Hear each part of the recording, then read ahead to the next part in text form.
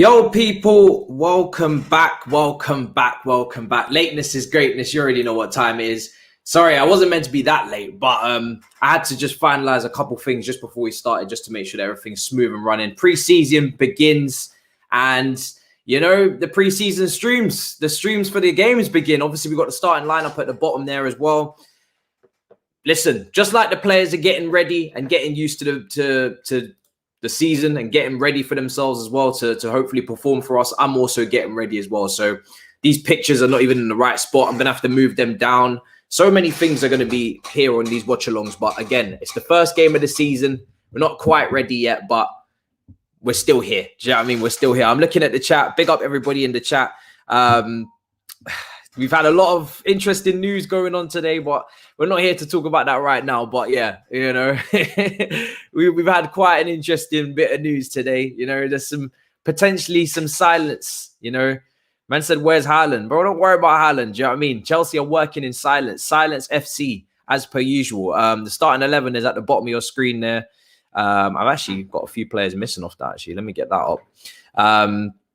But yeah, man, just there's some things working in the background, and people, as per usual, the fan base is panicking.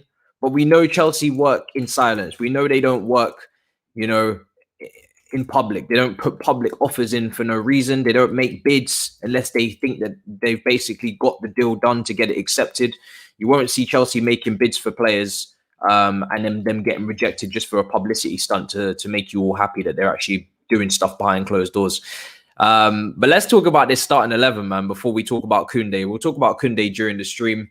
But this starting 11, obviously it's only pre-season, so it doesn't really matter anyway. But I have to say, it's a bit of a sticky one with that Baker in the centre-back position. He's literally in the middle of the back three.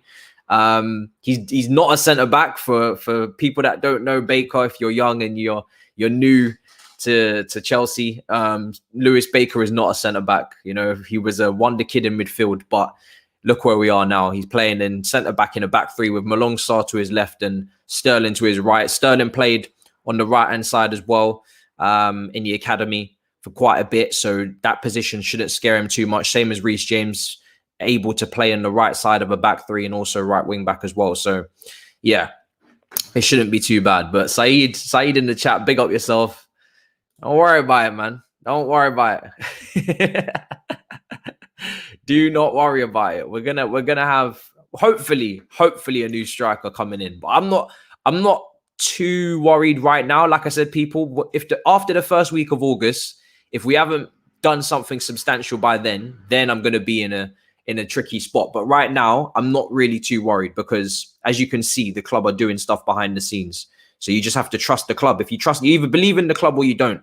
Some people that mean Marina out, Roman out, you either believe or you don't. Do you know what I mean? If you don't believe, then you're never you can't switch it up now that we're potentially signing someone.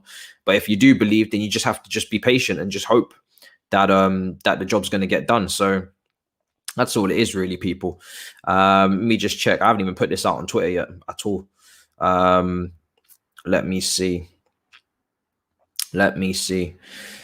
Apart from Baker, obviously Hudson-Odoi is at right wing back as well. Let me know what you think about that in the chat, because him being at right wing back is obviously for a lot of people a little bit of a disappointment because we wanted to see him at left wing. But it's pre-season as well, and we had our game against Drogheda cancelled in Ireland in the pre-season tour there, so that doesn't help. And we've obviously got players still coming back as well. Mason Mount, a lot of the English players, the Italian players. We are rumoured with and linked with right wing backs in the past, Hakimi, Adama Traore as well. So again, this is, for me, I'm not too fussed about him playing right wing back because I do want to see an attacking right wing back in the team. That's why I was so happy with the links with Hakimi, because he is very good going forward.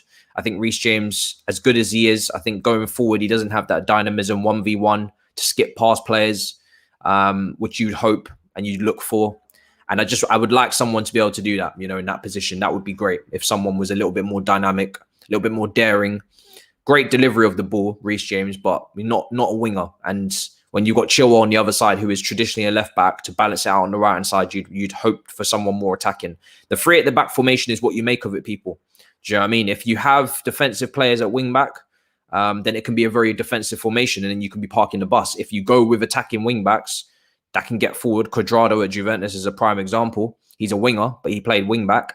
Then it can be a very attacking system. So yeah, it really just depends on who you play there. So we have been linked with wing backs for a reason, but Kounde,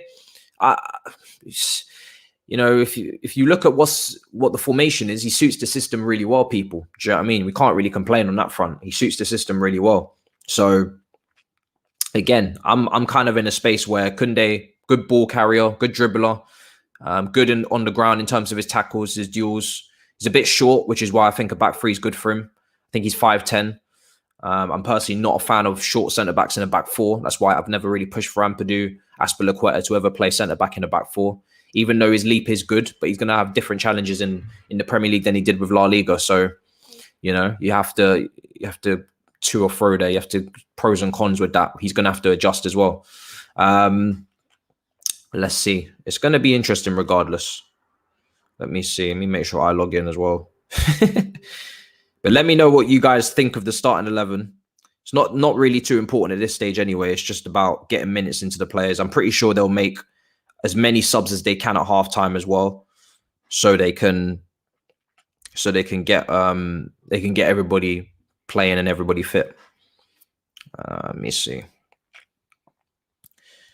I do have an account with Chelsea, but today acting up. But I'm just looking forward to seeing Chelsea back, people. It's been way too long at this point. We've had to endure international football, which is cool, but it doesn't compare.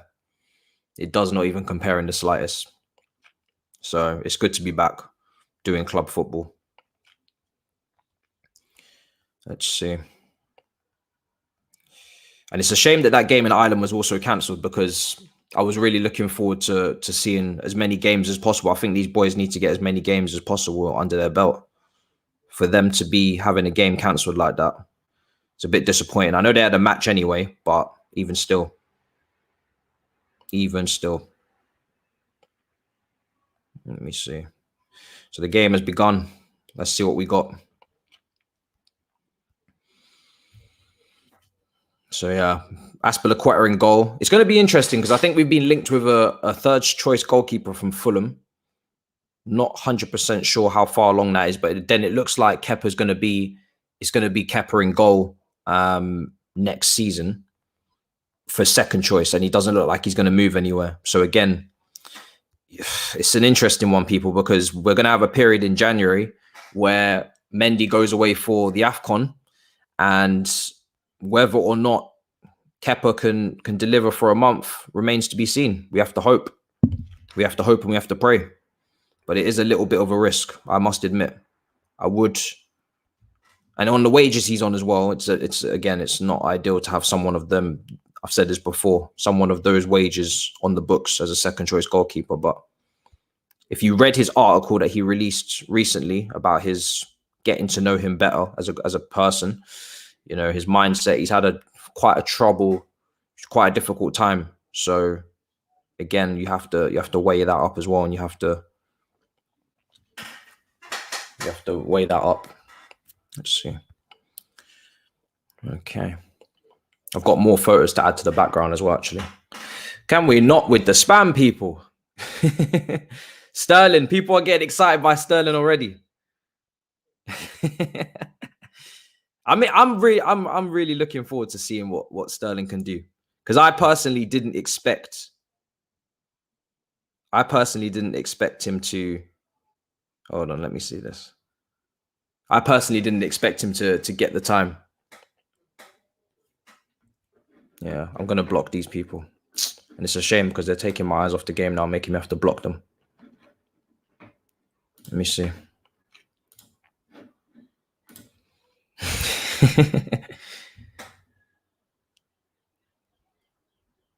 One second, people. Let me get something.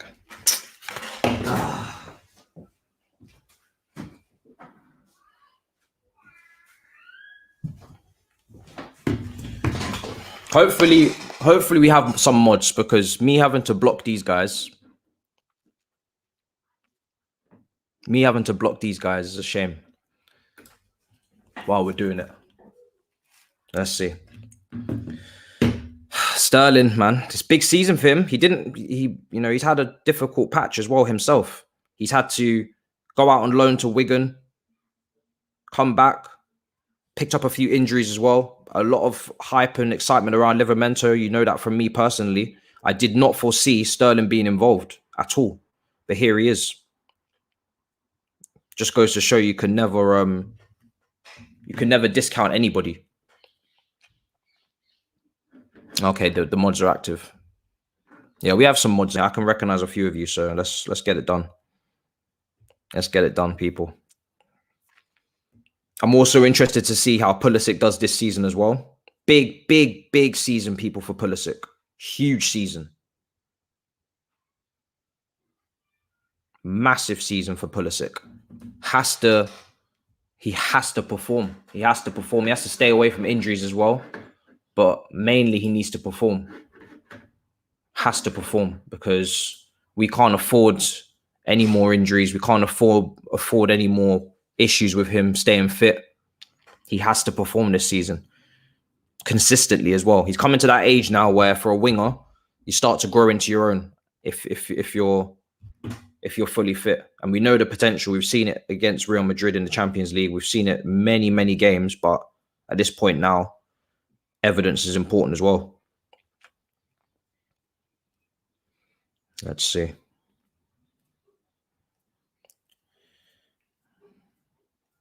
But I'm obviously very interested to see the players that don't usually play. I think Gallagher's a very interesting one, because we saw a report that Gallagher wanted to go out on loan.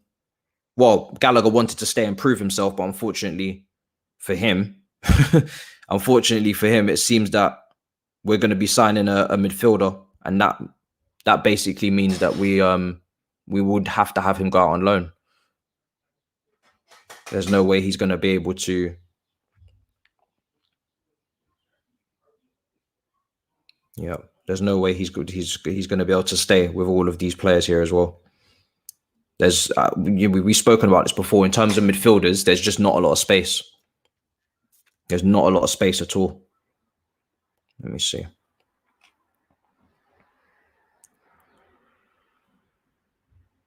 Okay. So, Drinkwater, I must say, people, Drinkwater is a player that, oh Lord, when I say I'm not really trying to see this brother again, man, I don't want to see Drinkwater again, people. I have to keep it so honest with you. I have to keep it so real. The fact that Tuchel even has to manage him right now is kind of madness to me. But it is what it is. I mean, look, when it comes to Drinkwater, I just feel like that was a close shot, man. I just feel like at this point, it would have been great if we could have even released him. Respectfully, I don't think a player like that needs to be in this squad. Ziyech, man, Ziyech was close. Good shot from Ziyech. Really good shot from Ziyech. Ziyech, big season for him as well. All of the attackers, all the attacking midfielders, people, big seasons for all of them. All of them. Big seasons. Because last season, as you know, with the attacking midfielders, it wasn't great. The output wasn't good enough. There was people picking up injuries. There was people that were in and out of form, inconsistent, and we had to keep rotating. Now this season, you would hope that, again, just a few of them, if even a few of them improve and show their level, then this team's going to be far better than it is. The conversion rate needs to go up. Needs to go up massively. So 0-0 so far. I'm going to put the score up. I'm going to put the score up at the bottom, people. We will get a timer for the Premier League games when they kick off, but obviously we're still working on things for pre-season. But we will get a timer and everything. It's good play from Ziyech cutting inside. A lot of people felt like the system didn't suit Ziyech last season, this formation. Now, I personally think with the signing of Kounde, we're going to be sticking with this formation. So that means Ziyech is going to have to suck it up, and he's going to have to fit into the system, or he's going to have to adapt, because I don't think he's worth changing the whole system for. as a player. He's a very good player, but he has to be able to fit into what we're doing currently. New manager now. It's not Frank Lampard anymore.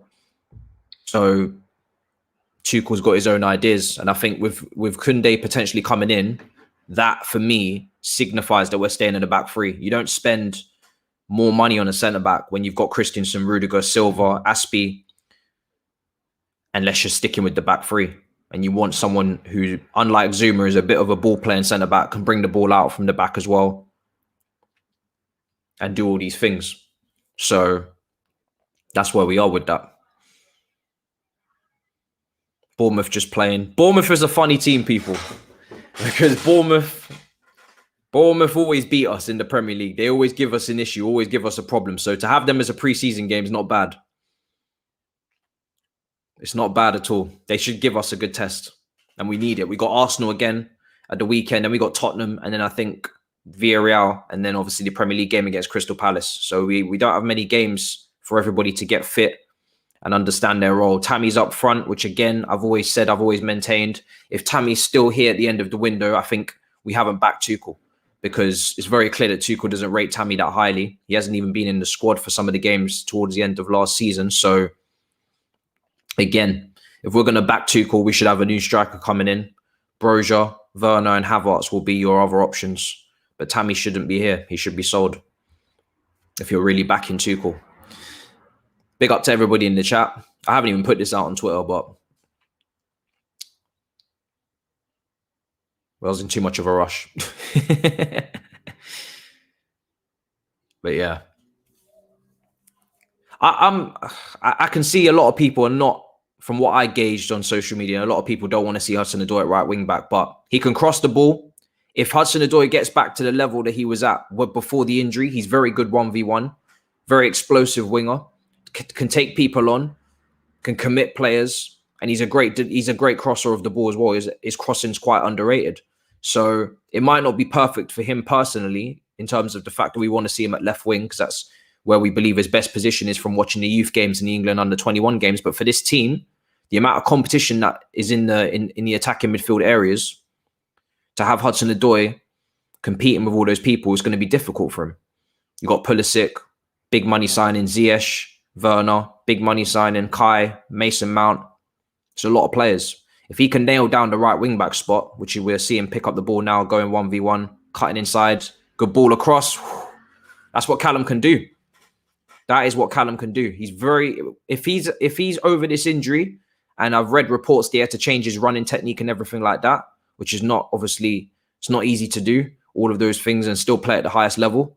But if he can be that guy this season, I'd prefer, put it like this, I would prefer to see Callum Hudson-Odoi at right wing back than we sign a Adama Traore. I'd rather we see Callum.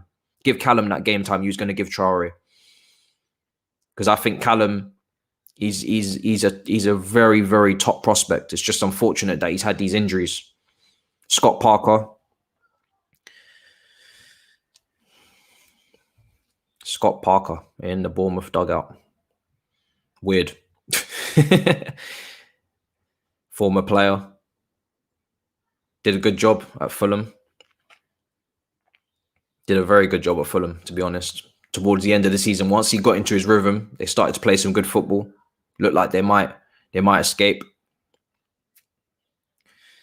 But yeah, Bournemouth are a good team, man. Alonso's at left wing back. I personally think he's got more chance of staying than Emerson. I think Emerson will probably go back to Serie A, and we know Alonso's the more natural left wing back as well. And he's on a long-term deal. I think he signed a new deal under Sarri, a 5-year contract. So I don't think Alonso's going personally. I think if you're looking at potential exits, you're looking at Emerson after his little contribution towards the end of it, Italy winning the Euros as well. His market value over there should be decent. We should be able to claim about 20 million euros from him, I think. So Alonso's your backup to Chilwell. Sterling, a lot of people, we would have envisioned him as the right wing back as well. But today he's playing right side centre back. So we'll see how he gets on. But I'm very interested to see Lewis Baker, man, because he's playing in that Darren Luiz role where he's going to have a lot of the ball. He's the sweeper. And he should have a lot of touches. So it's going to be fun to watch if we're under pressure. But we should dominate this game, to be fair. We should dominate this game. I'm not expecting too much from anybody on this pitch right now. in terms of performance. Malong Sarr is going to be an interesting one. A lot of people are not happy that he's in the team and Mark Gurley's been sold to Palace. But again, people, like I said on the stream, I think I said it on All You Can Eat Chelsea, or I said it on one of the streams as well. You can also watch it on the website. Yeah. Like I said on the stream there, I feel like Mark Gurley was almost, he was too ready. Much like Tomori when he finished his loan at Derby, he was too ready. And what I mean by that is that he wasn't willing to be back up to Rudiger because he wants to play minutes now. Good ball into the box from Bournemouth, just cleared away. I didn't actually get to check out the Bournemouth team, to be honest. I'll take a look. But yeah, I just feel like he was, if Mark Gurley was here when Lampard first took over in that transfer ban, Mark Gurley would have got some minutes and he would have got some game time. But to ask for starter minutes, breaking into a Champions League winning defense, it's not happening. Oh, balling behind. Oh, good block. Bournemouth are causing problems, and it's a good block. It's a very, very good block, and I think that's Solanke. Lewis Baker with the block. Lewis Baker with the block, man, on the recovery. This is just funny to watch, man, because these guys would have played together in the youth team, and who would have thought they would be matching up in these circumstances? Really good block from Lewis Baker. Switched on there, made the recovery run, and made a really good block. And I mean, he doesn't have a future at Chelsea, but it's still fun to watch him playing in this role. Good punch from from Elisa Belagi, Kepa. And Chelsea have an opportunity to counter now with Ziyech. Good ball. And we've got Hudson-Odoi on this right-hand side. And he takes the shot straight at the keeper. That's one of the things Hudson-Odoi is going to have to really improve on now this season, is his shooting technique. Sometimes I feel like as if he really does go for placement a lot with his shooting technique. He does go for the inside of his right foot, but he does need to get more power on his shots and a little bit more aim as well. He needs to hit the corners a lot better than he does. A lot of the time you see Hudson-Odoi shooting at this level, it's been scuffed or straight at the goalkeeper or not generating enough power. And at youth level, it's a shame, because at youth level, his shooting has been quite good, and he's had some really explosive shots as well at youth level, but it hasn't translated to Premier League first team football. And I think that for me is what is stopping Hudson-Odoi from being the nailed on person that you talk about at left wing, because as great as he is at left wing cutting inside, his shooting is still flat as to deceive. It still needs to improve quite a lot. If you're going to be a left winger at a top club being right footed, you need to be scoring goals. Simple as that. You look at Mane at Liverpool, you look at Sterling in that season where he scored 20 goals for Man City. A few other examples as well. You need to score goals. So that's where Hudson-Odoi's game needs to improve. But we've got a free kick and Alonso's lining this up. And it's at a nice position. Some would say this is probably too close. I don't know if I've warmed up to this kit yet. What I do need to see from this Chelsea home kit is some stars on the top of the badge, people. Alonso's definitely lining this up. Ziyech will not take this. It will be Alonso. I can see it in his knees. He's there. Alonso with the free kick. Oh, off the wall. Off the wall. Hits the wall, people. And Chelsea get back possession. Malong Sarr back to the goalkeeper. Yeah, you know when Alonso is going to take a free kick. Like, he sizes it up. His knees start twitching. And you know he's going to take it. You absolutely know he's going to take it. So no surprises there. But yeah, that's the thing Hudson-Odoi needs to improve on, is his shooting. If he had Pulisic shooting when playoff Pulisic is in form, when he's in his playoff Pulisic mode, if Hudson-Odoi had that shooting with both feet, sometimes Pulisic can really hit them with his left foot at the near post. If Hudson-Odoi showed that, then we'd be having a field day potentially at left wing. But he needs to improve that shooting. Malong Sarr covering here, back. And they're looking after Lewis Baker out there. And he's looked after them a few times as well. Kepa on the ball. Clears it out for a throw-in. Didn't quite reach Hudson-Odoi. It looks like Kepa's going to stay this season. Really poor free kick from Alonso. Hit straight into the wall. It looks like Kepa's going to stay this season, people. Again, like I said, Saw his article. It's good to read, good to know a bit more about him. I kind of knew most of that already. It wasn't too revealing, but it was still good to see him put it out there anyway. And it's just finances. You know, it doesn't make sense to have a goalkeeper second choice on that amount of money, because he was brought in to be a first choice, and obviously Mendy's first choice now. So if he could get a loan to a La Liga team, I think it would be good for all parties. You might be able to get an option to buy, maybe retrieve some of that money, or get a fee, like a 10 million, like we did with Bakayoko, and just keep sending him out on loans and try and retrieve the money that way. Because I just think for him personally, you know, not being selfish, I don't think being on the bench suits him. And he kind of said that he wasn't really entirely happy with the situation himself. He wants to be playing games. And when you're chasing that Spain #1 spot, which is still vacant, it's still there, you know, Simon's in goal there from Bilbao. De Gea has kind of fallen off. There is a spot there to be taken, but if you're going to take that Spain spot, you're going to need to be playing games. So I don't think it really suits him to be on the bench either. But we'll see.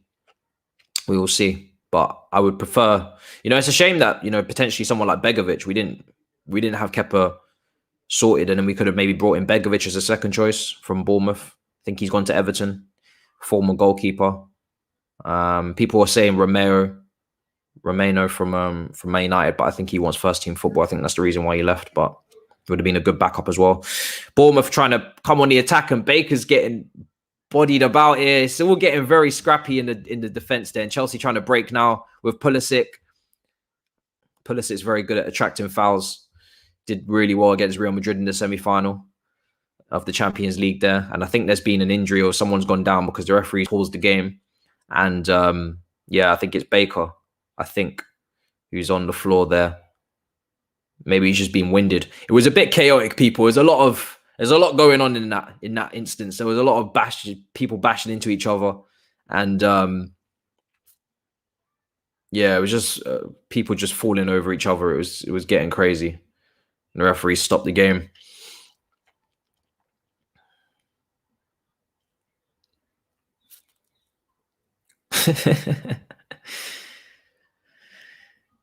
I wonder what Scott Parker's what his plan is for Bournemouth going forward. It'll be interesting to see, because he's looking like a good young coach. Probably one of the up and coming English coaches that are there. Not a big name, not a legend of a club, but still looking good. How do you guys feel about this Chelsea home kit? I'm still not feeling it yet, but if there's one way to get me to come around, is to stick 2 stars at the top of that badge, which is what should be there. I shouldn't even have to ask. The fact that it's not on there now is kind of pissing me off a little bit, but I'm going to remain calm. I'm not going to lie to you people. It should be there already. It really should be there already.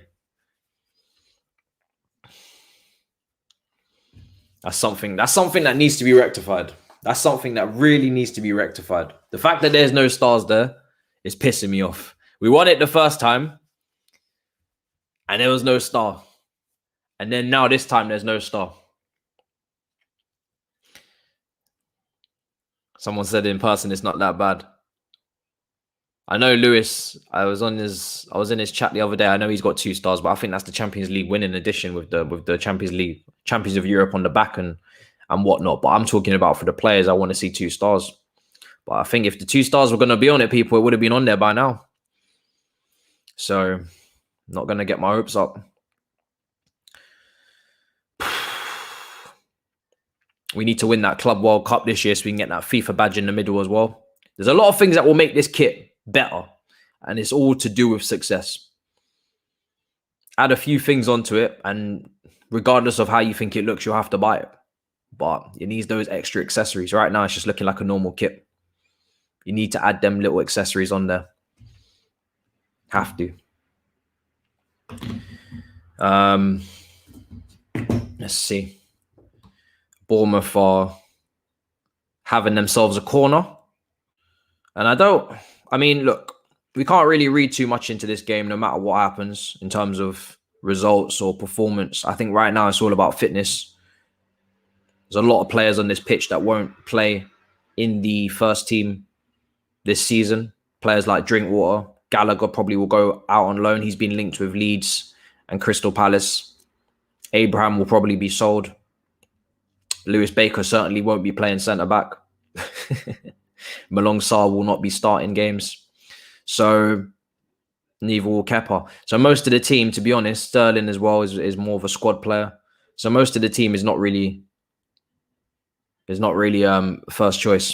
So we just have to take it with a pinch of salt, people, to be honest. But it's still fun to watch. It's good to see the Chelsea back in action.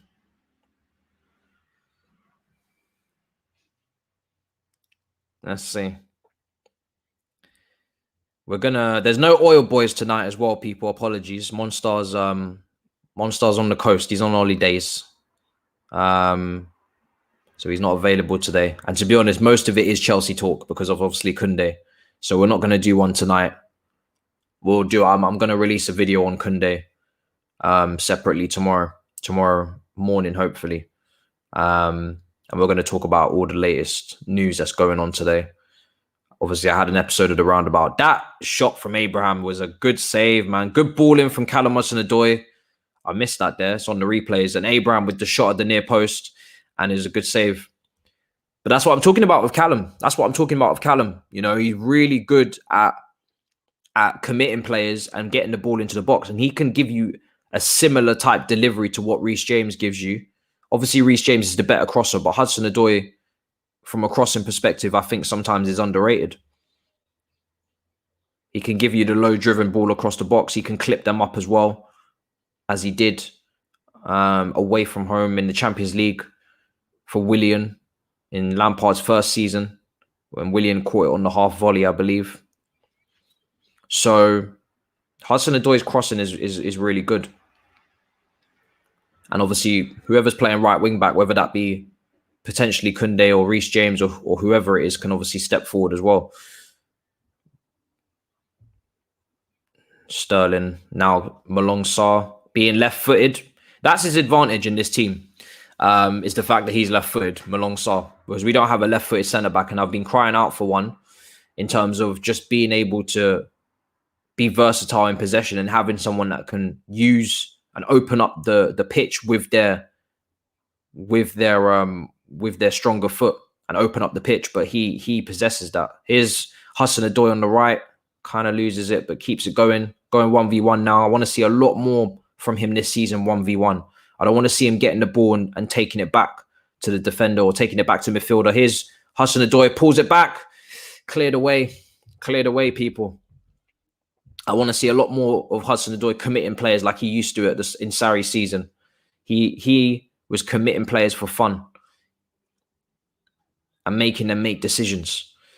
And then you add Loftus-Cheek into that as well. If he can reestablish some of that Sarri season form and commit players, then we've got something interesting cooking up there with those two. But it's all good saying it. We need to see it.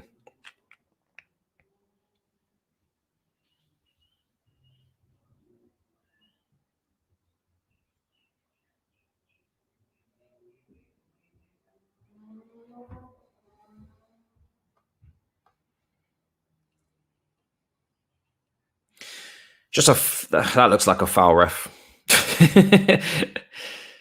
It's annoying not having the names at the back of the shirt in pre-season, but it is what it is. Ziyech goes down there. And this Bournemouth team look like they're on steroids. There's a lot of tall brothers in here. There's a lot of tall brothers in this Bournemouth team.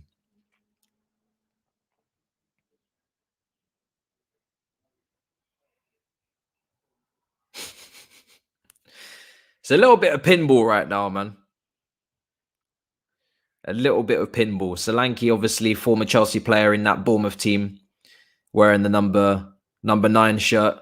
He made that move as well. Like many of our youngsters have chosen to do, he made that move. But I think he made a mistake because instead of moving down the league, which a lot of people have criticised Lewis Bate and Mark Gurhey for, which I think is a good move. I think that's offside as well.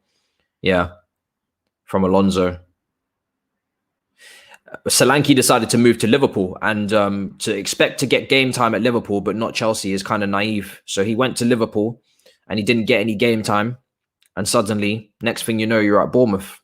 No disrespect to them, but I don't think that was part of the plan. So I think moving to those lesser sides in the Premier League, but maybe guaranteeing yourself some minutes, especially Mark Gurhey will be a starter at Palace. Lewis Bates gone into the under-23s. I think he needs to learn Bielsa's system first. He's also not even played a minute of first team football, so it's a bit of a different situation for him. But to make that move, Livramento are probably going to go to Brighton. It's good moves from these players if they want first team football right now. But to go to Liverpool didn't make any sense for me on Solanke's part. So that's how it is. That's where it goes. And it's funny because Solanke in the Chelsea youth team was better than Abraham in terms of his goal output. Abraham was getting pushed out to the right wing, and Solanke was the one scoring the goals in the middle. But it was Abraham who had the more successful first team career. Here's Abraham with the ball now. I've been trying to convince Arsenal fans that 40 million is a good deal, is a good price for my man Tammy. So he's putting himself in the shop window today. Ball comes into the box. He's kind of bouncing about now. Ziyech trying to get a hold of it. And it looks like it's gone out, I think, for a goal kick. But Tammy Abraham, Arsenal fan for his childhood. I think his link-up play has improved. I think it's a bit inconsistent, but at the start of last season under Lampard, I saw his link-up play was a lot better, personally. And I think despite his weaknesses, I think he's got potential. It's just that we need a starting striker right now to compete for titles, people. And if he's not willing to be a squad player, and like I said, he still has a contract that he didn't sign, then you've got to cash in. You got to make your money, people. You got to make your money. Ball's bobbling about a bit. Bournemouth trying to get a hold of possession. Chelsea now have it on this left-hand side. Pulisic driving. Now Alonso. And that's a shot, I think, from Ziyech. Blocked. Ziyech. It's just good to see Ziyech having a pre-season, a proper one. Because he got injured in the first pre-season that he had. And he didn't come back for all those games, if you guys remember. I think he got injured against maybe Brighton, I think it was. But he didn't have a full pre-season before, and then he started his Chelsea career off injured. So that wasn't the best preparation for him last season. So it's good to see him just fit. Scored a couple goals in our first pre-season game, I think. And let's see what he can do this season. He's probably going to start against Villarreal with Mason Mount and just coming back from holiday. So I think there's a good chance he starts against Villarreal. And he was one of the first people back. German players, and Mateo Kovacic has only just come back as well. But they're not involved. So as you can see, despite the German players, Rudiger, Havertz, Kovacic, Werner, they're not in this team because they've only just arrived back and they didn't want to risk with the injuries. They just want to be precaution. That was reported by Adam Newson. So we'll see who's ready and who's not for that game against Villarreal. Sterling, in his mannerisms, the way that he's picking up the ball at right side centre-back, you can see he wants to burst forward, and that's a free kick, ref. No, you're still not giving it. All right. Malong Sarr out to Sterling. You didn't want to give the free kick there. Ziyech picking up the ball and tries to clip over the top, and Tammy's not read that run. They're not on the same wavelength there. Not on the same wavelength. I think that was a foul, man, on Pulisic. Kind of just pushed him over. Didn't really look like as if he went for the ball. The referee didn't give it. So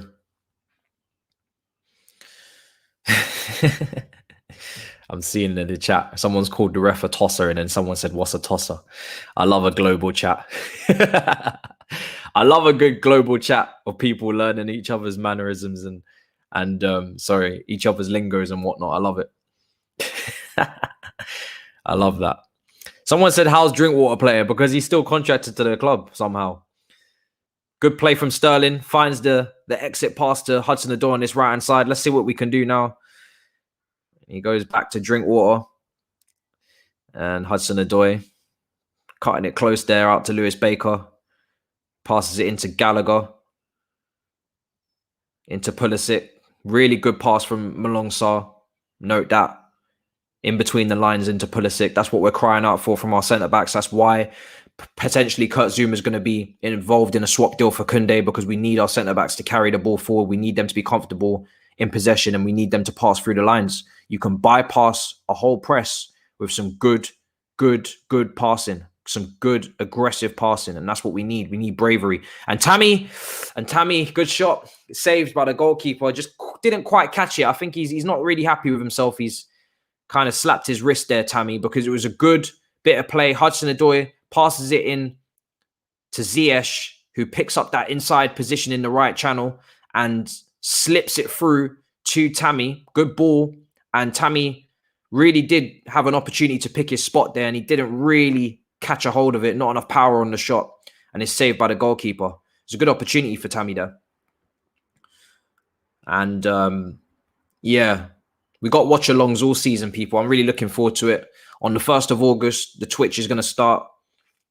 And every stream that's not a watch-along and not one of the weekly shows will be on that Twitch. And obviously those shows will all be on Twitch as well. I'll just dual stream them. But that starts on the 1st of August, the Twitch. So I'm looking forward to that, because I do like streaming. But I think the algorithm on YouTube prefers videos. So we have to start pushing more videos out on this channel next season. I'm looking forward to that as well. We'll have a video coming out tomorrow on the transfer news that happened today. I didn't want to rush it. We had the roundabout come out as well, so I didn't want to throw up too much content in one day. And also, I don't think all of the news on Kounde is out. It's coming out by the minute on who could be involved in the deal and etc. So we may as well wait until it's all blown over for tomorrow morning, so we can have some concrete news. Bournemouth playing out from the back, and that's what Scott Parker teams like to do. Taking a bit of risk. It's good interception from Lewis Baker. He's doing well. For someone who's not a centre-back in the middle of a back three with two young players either side of him, he's cleaning up quite nicely. Made a good aggressive tackle there on the Bournemouth player. Made sure that he was assertive. And I like it. If you're not, for someone, I played defence at Sunday League level, and I always felt that if you were uncomfortable in defence, it was always good to get close to your man and try and step forward. Don't be hanging about in an acre of space to get caught and then people turn on you. If you're not comfortable, just get touch tight and try and anticipate what's going to happen. And especially in a back three, it's no better formation for someone like Lewis Baker, despite not having any experience as centre-back, to play in that formation, because you're always going to have cover. Malong Sarr will cover you on the left and Sterling will cover you on the right. So he shouldn't really get too exposed unless it's in the air, which will be, for someone like Solanke, will be a field day. If they get a good cross into Solanke and he's up against Baker, that's a problem. Let me see what the chat's saying. Big up to everybody in the chat. Someone said Batshuayi would have scored that. I'm not here to do any Batshuayi prop, man. He needs to be sold. I've seen a few people try it, but we're not doing that here. Batshuayi needs to be sold. Doesn't offer enough as a striker. Good finishing, but at a top club in the modern day, you need to have more than just finishing as a striker. You need to have the whole package. Your link-up play. Everything. Even from a pressing standpoint, I don't think he's a good enough presser anyway for this system. Serlin's trim. Thoughts on Kounde being too small? Well, it's an interesting one. He's 5'10", from what I gather. He's got a very, very good leap. If you look at Kounde's build and his structure as a player, his playing profile, he's a very good build. He's kind of built a bit like a rugby player in terms of his physique. Very muscular, quite stocky, and he's in good shape. And he's got a very good leap. So his aerial percentage in terms of his aerial duels and his winning those duels in Spain is very good. He's got, and that's what helps him, is the fact that he's not the tallest, because he's got such a good leap. And even though Ronaldo is very tall, to make a comparison, if you've got a leap like Ronaldo, which no one does, then you can challenge for headers. So it's not always just about being tall. If you've got good anticipation, that helps. If you've got a good leap, that helps.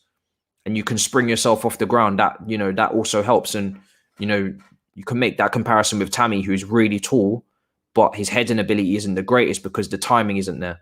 So I think Kounde, him being small in this formation is not really a massive issue, people. We've seen Azpilicueta play in this formation for a long time as well, under Conte, and also this season under Tuchel. And he hasn't been exposed too often. Apart from that game against Dele Alli against Tottenham, he was exposed quite heavily on the right side of the defence, with Dele Alli getting a few headers on him. But I think he's going to be okay in this system. I think he's going to be really good. That's why, for me, I tweeted that, for me, if you're signing Kounde, you're sticking with a back three, because you've got Christensen, you've got Thiago Silva, who his minutes will go down, but he'll still be a starter for a lot of the games. You've got Rudiger. So for me, that signals a back three. You don't want to have two senior starting level centre-backs on the bench. You'd only want one for rotation, and then a fringe player if you're keeping everybody healthy and happy. So that's a good ball and a good header, but it's just over the bar. It's difficult. And we just spoke about Tammy. And the header just went over the bar. This is what I'm talking about. Ziyech clipped in nicely for Tammy, and he heads it over the bar. And for me, you know, good stuff from Hudson-Odoi and Ziyech. Clipped in really well. And I'm sorry, you got to be scoring that, man. And you got to be getting that on target from that distance. And again, this is something that Tammy, unfortunately, has just not improved on since he joined Chelsea. And since he's been out on his loans, his heading ability is just woeful. He doesn't get the timing right, and he doesn't get the trajectory of the flight of the ball. He doesn't read it very well, and he just does not connect with the ball how he should. For someone of that height, you'd expect him to score headers. If you put Drogba, prime Drogba in these positions, the amount of headers this team would score, because the delivery from wide is always very good, but he just can't score headers. Let's just keep it a buck. So, and this is what I'm talking about. Just because you're tall, it doesn't mean you're good at heading the ball. Kai Havertz, for instance, is actually quite underrated from heading the ball from a defensive point of view from corners. And I think going forward, heading ability-wise, he's got a lot of room to grow as well. I think he could be quite a good header of the ball. Kai Havertz, he's also very tall, but height is not going to cut it. You have to have the capacity to read the flight of the ball and connect with it properly. And I know this because I was not good at headers either. I was awful at headers. Good ball into the box from Bournemouth, really good corner. And Chelsea were struggling there. And we're getting the ball out now with Tammy, who's carrying it really well. But this is the only disadvantage to having a goalkeeper like Kepa, is that he's not the most commanding with the penalty box. And that's not something that is easily rectified with someone of his height. And I don't think he's the most confident in coming out to collect in this league, in the Premier League, when balls come into the box like that, because teams are very physical. Look at the ball coming into the box there on the replay, right across the face of the box. And it was actually able to bounce on the penalty spot and suddenly get cleared away. But a more commanding goalkeeper is potentially coming out of the near post to come and collect that. And that's where Chelsea, from a set piece point of view, when they have Kepa in there instead of Mendy, they're a little bit worse for wear, because you know that you're going to have to 100% deal with it as a defense. Another ball coming into the box. And teams know that. And when you have a goalkeeper that short, who's not as commanding, you do put that ball just a bit closer to the penalty spot, because you know that he's potentially not going to come out and get it. And it's the same that goes for a goalkeeper like Jordan Pickford with England as well. From his standpoint, he's not the tallest as well, and he can be a bit flappy with his handling of the ball. So this is why, for me, I always favour a goalkeeper who's really tall, especially in the Premier League. You look at Petr Cech, you look at Thibaut Courtois, you look at Mendy, very tall guys, very commanding, very vocal as well in their leadership of commanding a backline, and that's what you need. Top goalkeepers. But yeah, back onto Tammy. His heading ability just has not improved at all. And that's a shame. But with Kounde, back onto him, got a really good leap. And on the right side of a centre-back position, much like Reece James, you've got cover and you've got help. So I'm not really worried about his height. But we definitely should keep the back three, I think, people. I don't think we should move to a back four with him signing. Doesn't really make any sense for me personally. And the best thing about Kounde is that he likes to dribble. He likes to carry the ball forward. Good ball playing centre back, so he suits the system a lot more than Zuma, who suits more of a back four. Chelsea just playing the ball about in the back. Gallagher and Malong Sarr and Alonso keeping it quite well. And as soon as I say that, Malong gives it away. Baker gets in there. Baker's been really good at anticipating. Kepa rolls it out quickly for Drinkwater. And now to Hudson-Odoi down the right-hand side. And Chelsea got an opportunity to counter here with Ziyech on the right-hand side. Just takes his man on and gets pushed. But he still gets it. Hudson-Odoi now on the right-hand side gets it back. And it's half-time. And there's nothing to separate the two teams at half-time, people. 0-0. And this is really all just for fitness. So it doesn't really matter too much how the game pans out. But I've just seen the club tweet that it's half-time. I'm a few seconds behind on the live here. But Kounde, yeah. I'm interested to see people how it goes. I'm really interested to see. Was it my first choice in terms of the way that we would address this situation? No, of course it wasn't. I never really spoke about him as my first choice on this channel. Marquinhos was always the dream, but that was never going to happen. And then after that, I was hoping that one of those players like Mark Guehi would want to do that role and play as a rotational centre-back for the season and learn under Silva, because he's also dual-footed, good at playing out from the back, taller, a bit taller than Kounde, physically imposing as well. And I think he's got a lot of potential, but he unfortunately didn't want to stay, didn't want to sign a contract, and didn't want to maybe play that role. So we move. But Kounde, isolation, if you take out all of the, but why did we spend this on Kounde? Why didn't we just keep Tomori and Guehi? Forget all that. They're not here anymore. Speak about Kounde in isolation. A lot of potential. And I think Real Madrid wanted Kounde to replace Rafael Varane. I'm pretty sure. So if we end up getting ahead of them and bringing him in, then that's brilliant. But for sure, I don't think his height will be a massive issue. But when I spoke to Julian Laurens on this channel, definitely something to keep an eye on, people. We never know. He's still got to adapt to the league. Playing La Liga and playing Premier League against Chris Woods is a bit different for Burnley. So you are going to have a little bit more aerial challenges to cope with in the Premier League than maybe you would in La Liga. But on the right side, I like the look of him. And because he is a ball carrier, you may see him in really advanced positions to the point where he may even get forward and Reece James maybe will tuck in and cover him. So I think the versatility and chemistry that could be developed on that side will be quite interesting. You guys know that I personally wanted to see Reece James play on the right side of centre-back and for a wing-back to either be promoted from the youth team or for Hakimi to come in. However, in saying that,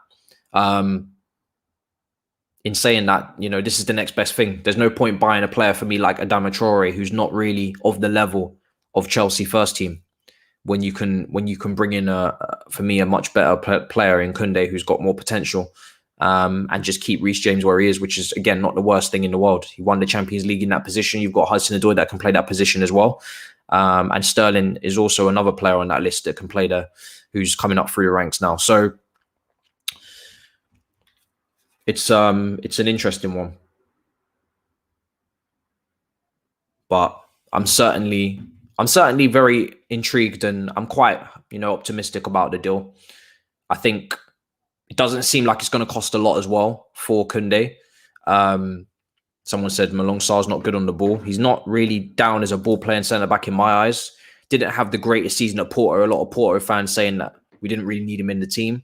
But again, it's players like that sometimes do get into the Chelsea first team because they're looking to play a bit part role. They're looking to be backups, and they're just happy to help the team. And some players that maybe are with a little bit more potential will feel that they're too good to play that role, so they'll have to leave. But him being left-footed is a big, big, big plus in his favour. So it'll be interesting to see how much of an advantage that gives him. And we'll see just how that works for him this season. It will be an interesting one. I think Broja will come on, hopefully in the second half. I want to see him up front now. Tammy's obviously missed his header. It would have been interesting to see if Broja would have scored that. So I want to see him on the pitch now for second half changes. And I want to see him up front because it looks like Broja's going to stay with the first team this season. I think Chelsea have rejected quite a few loan moves and advances for him. which is not surprising because we don't have many strikers as it is. And I think Tammy's definitely going to leave. So we need to keep what we've got, especially when we haven't made a signing up front yet. So Broja will probably play the cup games, the Carabao Cup games, the FA Cup games, maybe some Club World Cup games as well for Japan. And off the bench, you know, he could make an impact at times as well if we need to go 2 up front or if we have an injury. So it'll be interesting to see how he copes this season. I think Tuchel seems to be impressed. He's mentioned him. He's mentioned Loftus-Cheek. He's mentioned Hudson-Odoi as well and Sterling as the players that he's been impressed with in training. So I'm looking forward to see how he does people. Any other questions? Definitely throw them in. I'm looking forward to getting back to daily uploads on the channel. I've kind of just taken this as a good opportunity to recharge because when the season starts, it's going to be hectic, people. Streams, videos, it's going to be really hectic. So I thought, let me just charge up towards the end of July, start of August before we really kick off and we go into gear. And in saying that, you know, there's still quite a few uploads going up there. I want to see Loftus-Cheek come on as well, 100%. Let's definitely get Loftus-Cheek on because I think Loftus-Cheek will be an interesting one this season because this formation is not the formation that I pictured him in when he broke into the first team under Sarri. Obviously, he played in the left-hand side of a midfield three, and he was really good there. Really good there. You know, he was able to shield the ball. He was able to turn and run at people. Really press resistant because of his size. Link up really well with Hazard on the left wing. They had a really good chemistry there. If you guys remember the home game against, I think it was Brighton, where he scored a curler into the top corner. If my memory serves me correctly, it might not have been Brighton, but it definitely was a lower league team. You guys will definitely know if I've got that wrong.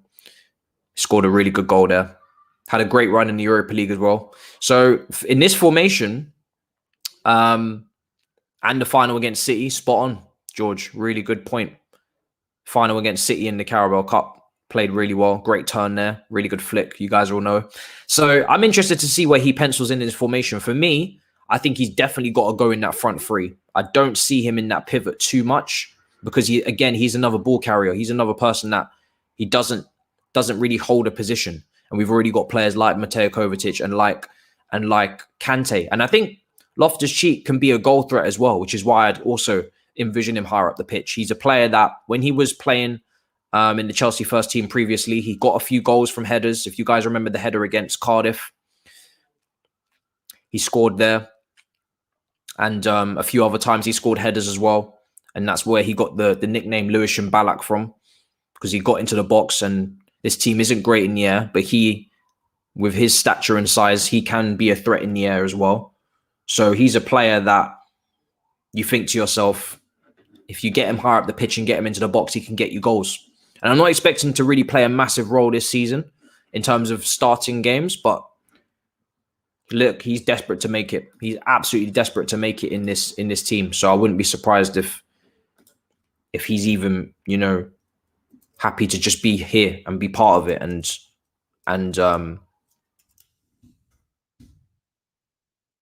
just help the squad in any way he can. It's been really difficult for him. If you saw his interview with Chelsea with Hudson-Odoi, you know, he missed out on the Europa League title because, well, he obviously got the medal, but he didn't get to play the game because of the injury. And then he also missed out on the Champions League as well because he was obviously out on loan. So it must be quite difficult for him. And I made a jokey tweet about it with him, Charlie Masonda and Sterling potentially being in the first team right now. You know, all these players have had their own issues with injuries and ups and downs. But you know, they're looking for redemption. They're looking to be involved. Someone's saying Sarr isn't Chelsea level. He's going to be back up. He's going to be back up. I personally didn't have him penciled in as someone that would be part of this team this season, but here we are. So from the 1st of August, you will do Watchalong on Twitch only. No, bro. Watchalongs will be on both. So you can watch it on YouTube. You can watch it on Twitch. I'll do it on both. Can't shag the YouTube man them. It's just anything else outside of the usual streams, because I don't want to pile up too many streams on this channel. So they'll be on Twitch, the extra ones. Maybe shows with Dammy, Anita, and things like that. They'll be on the Twitch. Let's see what you guys are saying in the chat. I'm just enjoying the fact that we've got a game to watch. That's Chelsea. We've been starving, people. Absolutely starving. Thoughts on Drinkwater as an understudy to Jorginho? Are you trying to trigger me, Rodrigo? Huh? Absolutely not. I don't care if Drinkwater's having a good game. He's not involved at all in that respect. No chance. We need to make a signing. We need to make a signing, people. And if we don't make a signing, then I'd personally see that position going to Gallagher. But I would prefer to make a signing and loan Gallagher again. I think Tchouaméni's been linked. Declan Rice has been linked. We're only one injury away from having only Kante, Jorginho, Kova, only two of those players. And then on the bench, you've got what looks to be a very inexperienced bench. So for me, you've got to go out there and make a signing. And I think it's reported that Tuchel wants a new midfielder. So yeah, you have to bring someone in. But the fact that you just said Drinkwater is hilarious. You're definitely joking. Man said drink vodka. Imagine. Man said drink vodka. The brother who's like always on Instagram flashing his bits. Imagine him in the Regista role at Chelsea. No chance. I don't want nobody who's not even sometimes might turn up a little bit up and down after the night before on the lash, picking up the ball in under the press in the Champions League for Chelsea. Absolutely not. Absolutely not. That is a position that requires high levels of concentration. And you man are talking about putting in my brother who was out on the piss with me last Saturday. No chance. No chance. Absolutely no chance. I love Connor and the way he gets stuck in. Kante vibes. He's your traditional midfielder. He does get stuck in. He does like a tackle, box to box. He's hardworking. Big up Zach on the TV right now, or on the phone screen right now, talking about Chelsea at halftime. We've had him on this channel multiple times. He'll be back on as well, doing good work with Chelsea himself. Let me just see this chat. Man said, Uncle Drinkwater. Listen, Drinkwater's got 1 year left in his contract, picking up 110 bags a week. He's living life, but he can't be starting. He cannot be starting. I was looking for a comment that was said earlier. Unfortunately, I've missed it because I took too long to scroll up. Smash the likes, people. First watch along of the season. Really looking forward to it. I've got a lot of things that I want to add, but we'll have that sorted as the games go on. This is the first one. I can't find that comment, man. There's something about it that was quite funny that was bringing me back to it. I can't find it though. Kounde of Tchouaméni have the same agent. Damn right they do. Damn right they do, people. Same agent. So let's see what happens. Amdu the Goat says, Tammy is a lengthy cone man. Buy Haaland now, boss. Rah. Man said lengthy cone man. Rah. He's got long legs, man. He just doesn't know how to use his heading ability. It's a shame. He doesn't know how to use the height to his advantage. It's a big shame. Malaysian finally able to drop super chat. That's lovely to hear, man. I didn't know you couldn't do it. That's a shame. Obviously, YouTube are shagging people all over the place. So, but Loftus-Cheek. And I'll update the lineup once I find out all the changes. I'm going to go on Twitter in a minute and see what the changes are. They're usually ahead of the curve. Lewis Baker penitentiary coming soon. Make this clear. I only want to see this brother on the pitch in terms of centre-back position just today. By the next game against Arsenal, I'm hoping we've either got a few more players back or maybe even Kounde's over the line. But then I think from what I've seen from Rafael Varane, it looks like, oh yes, I see now. I remember. If Rafael Varane's having to quarantine for Man United, then I'm assuming that Jules Kounde is going to have to do the same if he ends up joining. He's obviously joining from Sevilla in Spain as well, and I would expect that Boris would make him quarantine. I'd expect that he'd have to maybe take a week. So I wouldn't expect him to be involved in the upcoming games. Doing any F1 content from next season onwards. Thank you so much, Govind. That's the comment I was actually looking for. I'm waiting until the new season in F1. So when the new season in F1 starts, then I'll start the show. And we'll have a panel, and it will be like the other weekly shows that we do. And we'll do a weekly show on F1. We'll get experts. We'll get, top guys to come in here and spread their knowledge as well. And we'll add that to the channel, and we'll add that to Twitch, and it will go on both. The only reason why I don't want to start it now is because it's mid-season. I'm not quite ready as well. I need to have a few things set up, and I don't want to half-ass it. I want the F1 content that we do once a week to be on the same level as the football content, and I think it deserves that. And we're going to be going into a new era as well with the cars. There's a lot of changes being made in the new season. Hamilton's penned down a new contract. Verstappen's looking really good. Red Bull. Be interesting to see who's ready for the new era. So we have a lot to talk about. So we'll go next season. And yeah, I'm looking forward to that, man. So thank you. Really looking forward to that. There's a lot of people that follow F1 in the Chelsea community that I've seen, a lot of content creators. So they need a show to talk about it. Let's see. DD moves like uncle who uses... You're a joker. You're an absolute joker, Jacob. All right. So we've got our changes, and I'm going to have to make the adjustments now because it seems that you guys have already got all the insight into who's on that pitch right now, and I don't. So let me update the banner at the bottom. And I'm looking forward to it, man. I'm looking forward to it. I'm seeing the flame emojis already in the chat for who's on that pitch. So let me go onto Twitter and update it. And the second half's about to kick off as well. So let's update that team.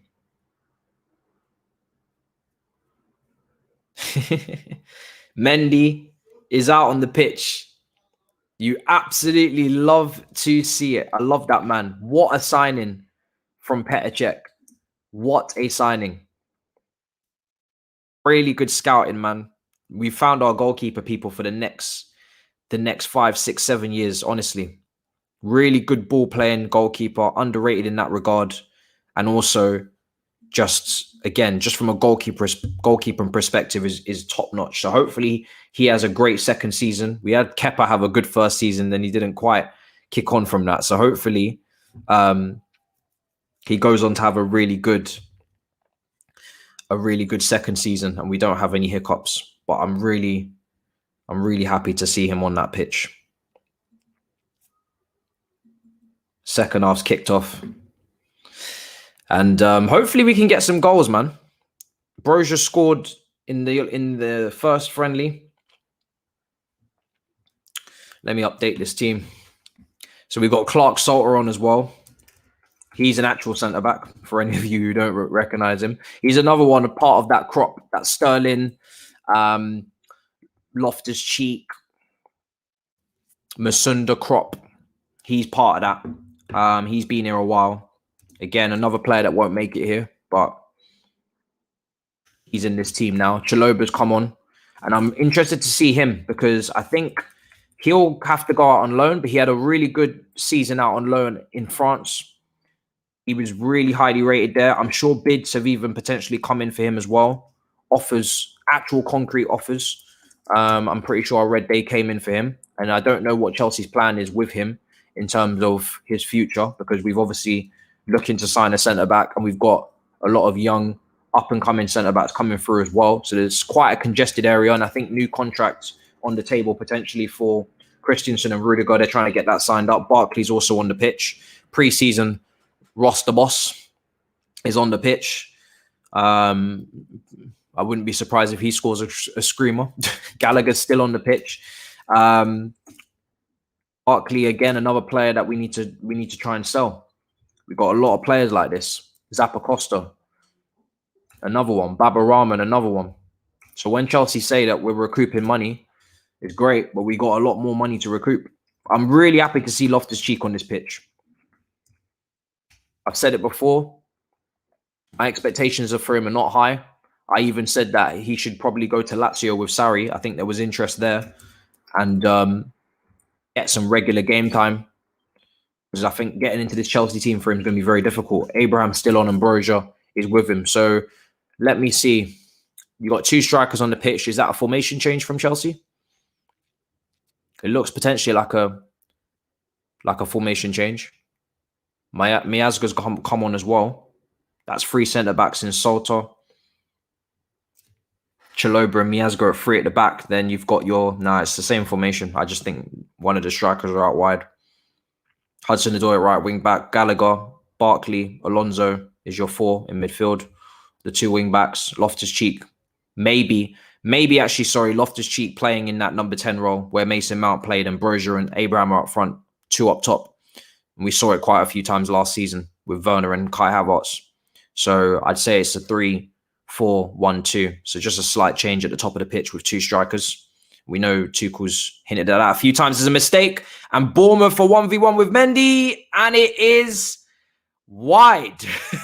Oh, my God. Wow. That was a howler for Chelsea defensively. That was a howler. Very, very close to conceding. And I think it was Gallagher that slipped. No, it wasn't. Was it? Number 27. Gallagher that slipped on the ball. And then Bournemouth ran in behind. And Mendy, I don't think Mendy made a connection with it. It just went wide of the post. That was very, very close for Chelsea. Almost conceded. And did I get that? Yeah, it was Gallagher, yeah. Just to get it right. Sorry, because I didn't get too many replays there. Gallagher made a mistake on the ball. Very similar to Thiago Silva's mistake against West Brom last season. The foot kind of just got on top of the ball. We kind of just didn't judge it. And that led to a big opportunity for Bournemouth, and they should have scored. He missed the target. Missed the target. That's ruining me that I was doing my team and I have to do it all over again. Jesus Christ, man. Chelsea. Let me concentrate, Chelsea. Literally had the whole team done. Don't think I hit save. Good to be back, man. It's really good to be back. In terms of next season, obviously, towards the first half of the season, I was putting out videos immediately after the game. And we were trying to be as quick as we could with those reviews coming out.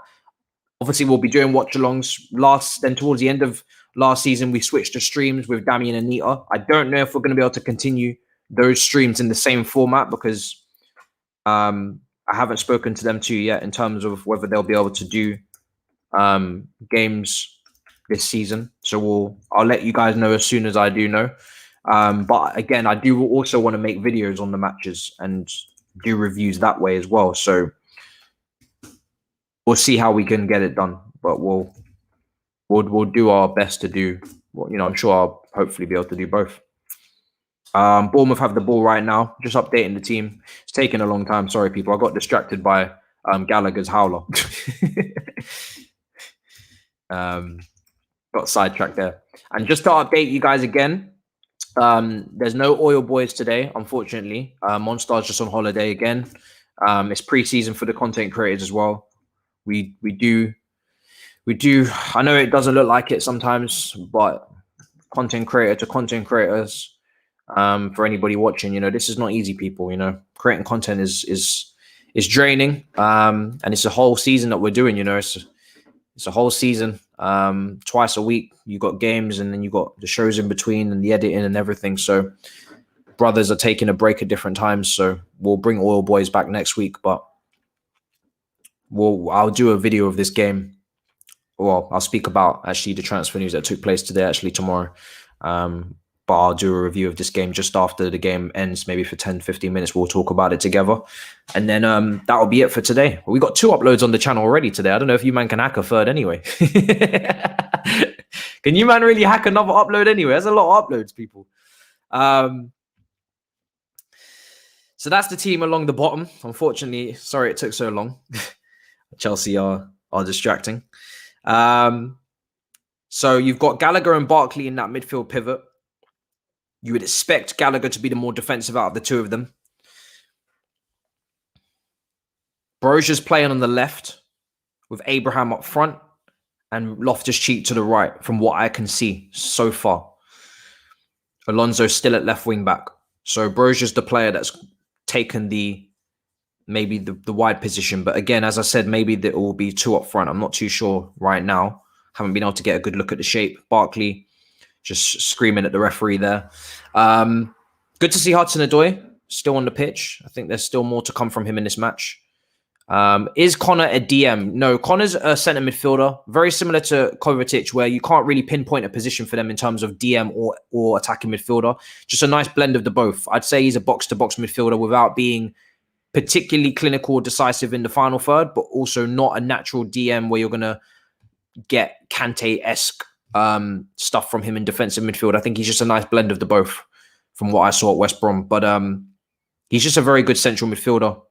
Chelsea panicking in the box, people falling over each other. There's a good opportunity to counter-attack now with Chelsea. And just slipped in here. Let's see what they can make of it. Pull back. I think he might be offside there, Abraham. And Bournemouth get it away. It was a good opportunity to counter-attack from Chelsea. No flag went up. Alonso's tracking here at right wing back for some reason. And it's a little bit of pinball here. Chelsea had a good opportunity there. Barkley sprayed it out to Broja, who pulled it back for Abraham. And it just was behind him a little bit. And unfortunately, we couldn't take advantage of that counter-attack. Unfortunately. We botched that counter-attack big time. Chelsea have always been good in transitions under Tuchel. You saw that against Real Madrid. You saw that in the Champions League against Manchester City. But we have got to be more decisive and clinical in the final third. That's not just about having a top striker. That's just about decision-making, people. This is what separates us with Man City's attack. They don't have an out-and-out natural number 9 striker. You know, Aguero didn't play much last season. Gabriel Jesus is not the most clinical striker in the world. And they've played attacking midfielders up front as well. But the difference with Manchester City in comparison to us is when it comes to making final third decisions, they are clinical and they are decisive. And we can be a little bit up and down. And that is where we need to improve on. And it's a young attack. So it's to be expected with the likes of Hudson-Odoi, Pulisic, Abraham, Broja, Havertz. But we need to see improvement in that. We just need to be better at decision making, and the final ball's got to be better. Ziyech is probably the most experienced out of that crop, and he had his first season there. So now we're expecting Ziyech to be a little bit more seasoned in the Premier League. But that run down our left-hand side was dangerous there, and we got caught up. It was a good opportunity for Bournemouth for the cutback. We managed to get it clear just about. Mendy made a good reaction save. But we need to be better than that. Bro's just doing well. So someone in the chat, our decision making at times is shocking. Yeah, it is, man. What's the score on time? Score's 0-0. As it says at the bottom of the screen, I'll update you if we score. I'll get a timer up for the actual watch-alongs for the official games. These are just the pre-season friendly. So as the team's not fully fit and firing, neither am I. Neither am I, people. I'm not fully fit and firing yet, but I'm easing my way into these watch-alongs. I've got a long way to go until I'm on the level of the GOAT, Eunice. Big up to Eunice. But we're working hard. And hopefully I'll be able to entertain you guys this season. It's my first time doing watch-alongs. Did a couple towards the back end of last season with the Champions League final. And we did one with the final of the Euros. And we did one also with the final of the... we did one with the final of the Copa America. So... we'll see what more we can get done. And the background will be full of some pictures as well. I just need to put them up and relocate a few of them. Alonso's shot just dragged wide there as well. I hope this kit grows on me, man. I really do. It's just a bit weird. It looks like a kitchen flannel. It looks like a kitchen towel. with all the checkered mixed patterns and shit. It's weird. Alonso.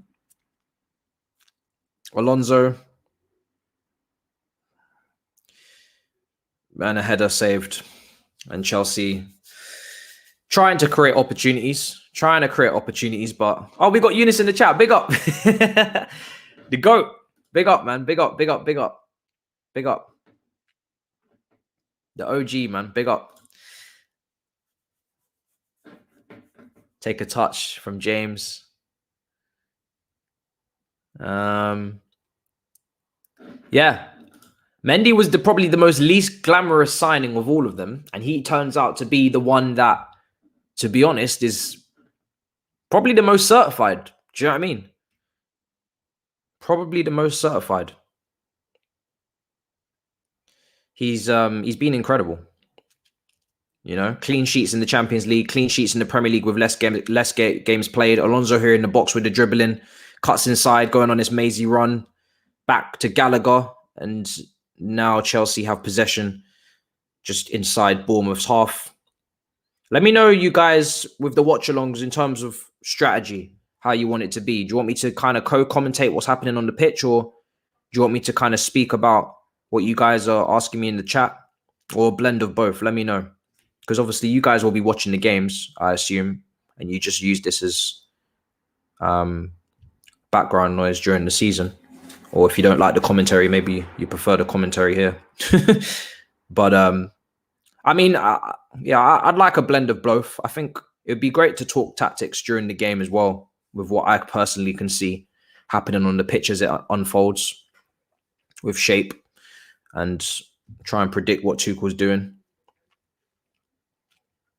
But if we score goals, or if the game's emotional, don't expect any of that from me. You're just going to see pure shouting. I can't wait to do this when the games mean something, because I'm interested to see how I will be personally, if I'm going to be able to keep my cool, or whether I'm going to be screaming and shouting, and I don't know what's going to happen. That was an interesting tackle from Gallagher, and I think that's a foul, man. I think Gallagher there just got the wrong side of. I think he just got the wrong side of the Bournemouth player there, and he didn't get the ball. He's not quite Kante with. Someone just called Gallagher a crackhead. Oh my God! Someone really just called him a crackhead for that tackle. Oh, Gallagher, man. I don't know what he's doing there with that one. Honestly, I really don't. It is what it is, I guess. Someone said Gallagher hasn't impressed. I think he's just been okay. But again, it's pre-season, so I don't want to look into him too much. But I personally think he needs another loan. And he needs to... Oh, no, I'm only looking down because I'm on my phone with the app. I won't be doing that. I won't be doing that next season. Don't worry. I'll have it on the TV.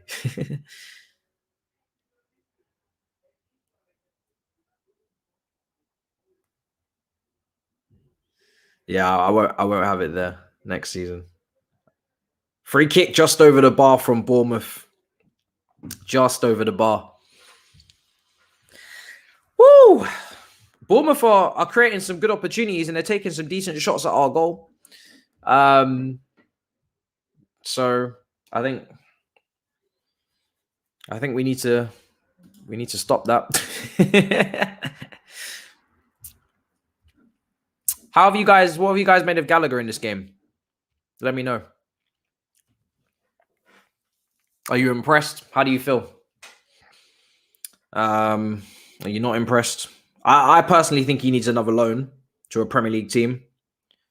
Preferably a team that play possession. West Brom were a bit up and down this season with the way that they played, the style, and I would prefer him to go to a team where he actually plays possession football. Tammy Abraham's coming off now.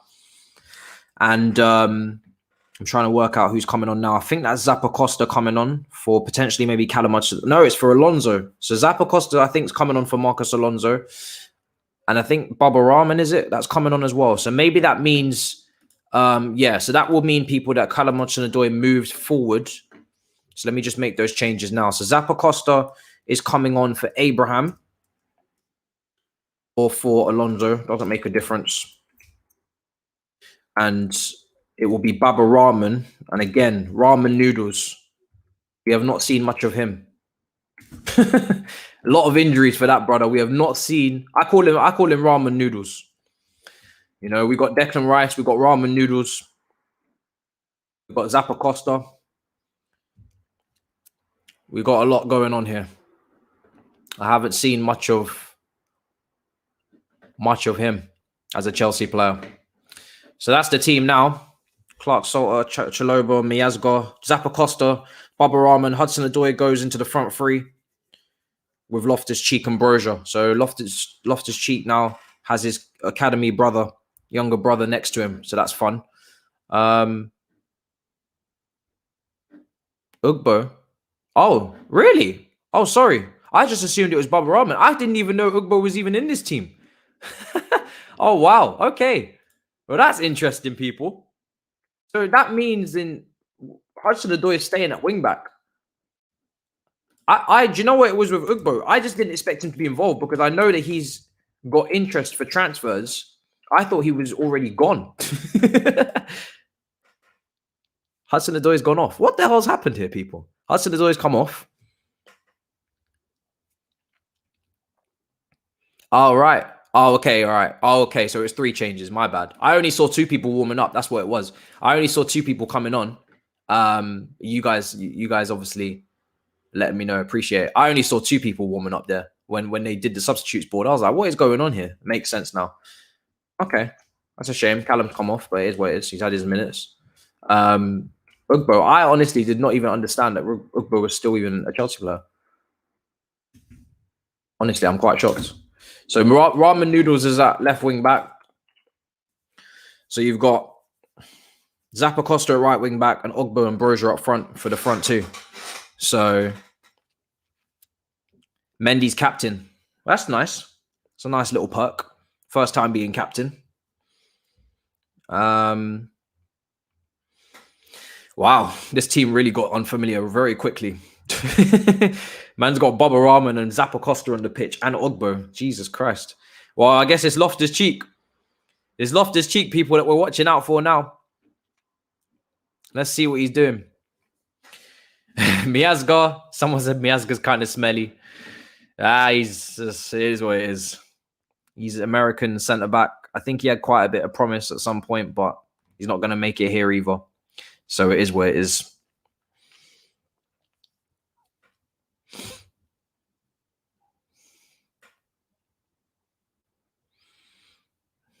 This is Zappa Costa absolutely drilled that into Mendy. And a round of applause for Mendy because he got it under control very well with his first touch and cleared it. I think he was aiming for Gallagher, but Bournemouth's got the ball back now. But Zappa Costa absolutely drilled that. And the ball comes across the box and it's an own goal. Oh, shit. Is it an own goal?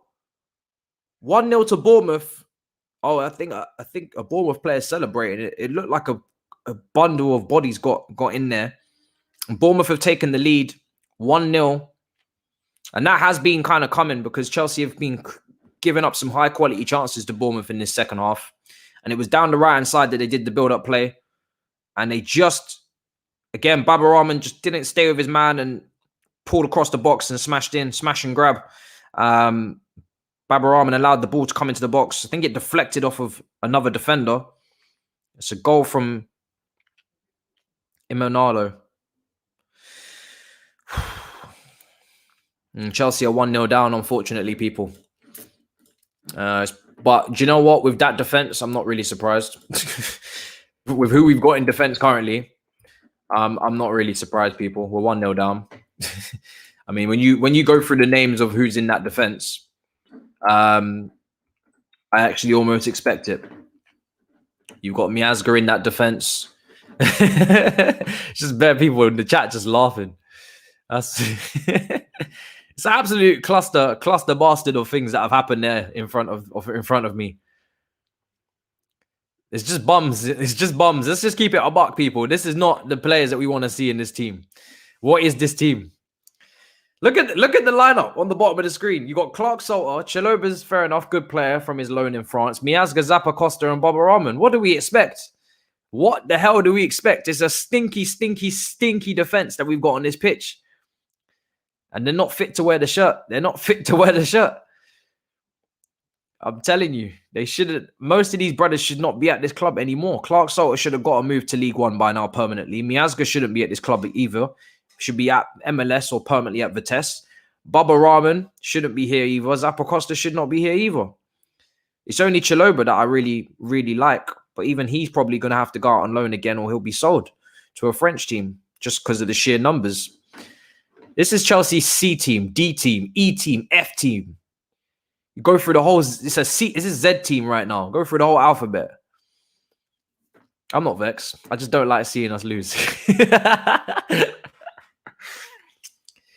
You know what? I'm not. It's just the fact that Thomas Tuchel even has to watch some of these players out on this pitch. The fact that he even has to even use some of these players. They just shouldn't be here. We should just have a squad of good players. We shouldn't have these bums still here, man. Why the hell are they even still here? Contracted at the football club. It makes no sense, man. Half of this team is from 2017. It's ridiculous. Oh, that 2017 window. It will be the end of me, man. It will be the end of me. Someone said hibernation, Hibernian better than Bournemouth. That's definitely an Arsenal fan trying to cover their tracks. We always lose to Bournemouth, to be fair. So this is not really coming as a surprise. Oh, my God. We're losing to Solanke FC.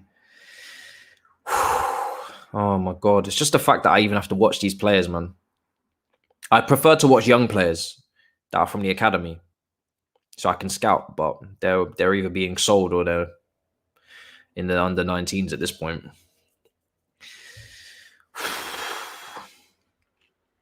Yeah.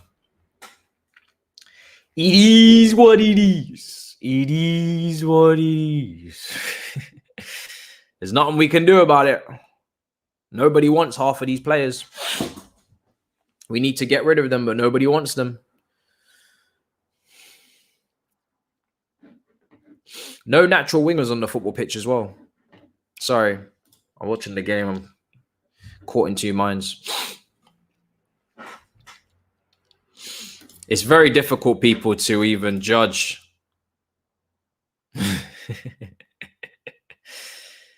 You can't take much out of this game. Like I said at the start, most of these players are not part of the first team. And I think Tuchel's quotes even alluded to that. He said, listen, the squad is not the way that we expect it to be or want it. But right now, we just have to work with the players that we have and just ride it out. Barkley struggling. What happened to preseason Ross? That was a bit of a messy clearance from Trevor Chalobah as well. Barkley's not having his preseason stormer that he usually does. Someone said Loftus-Cheek is expired.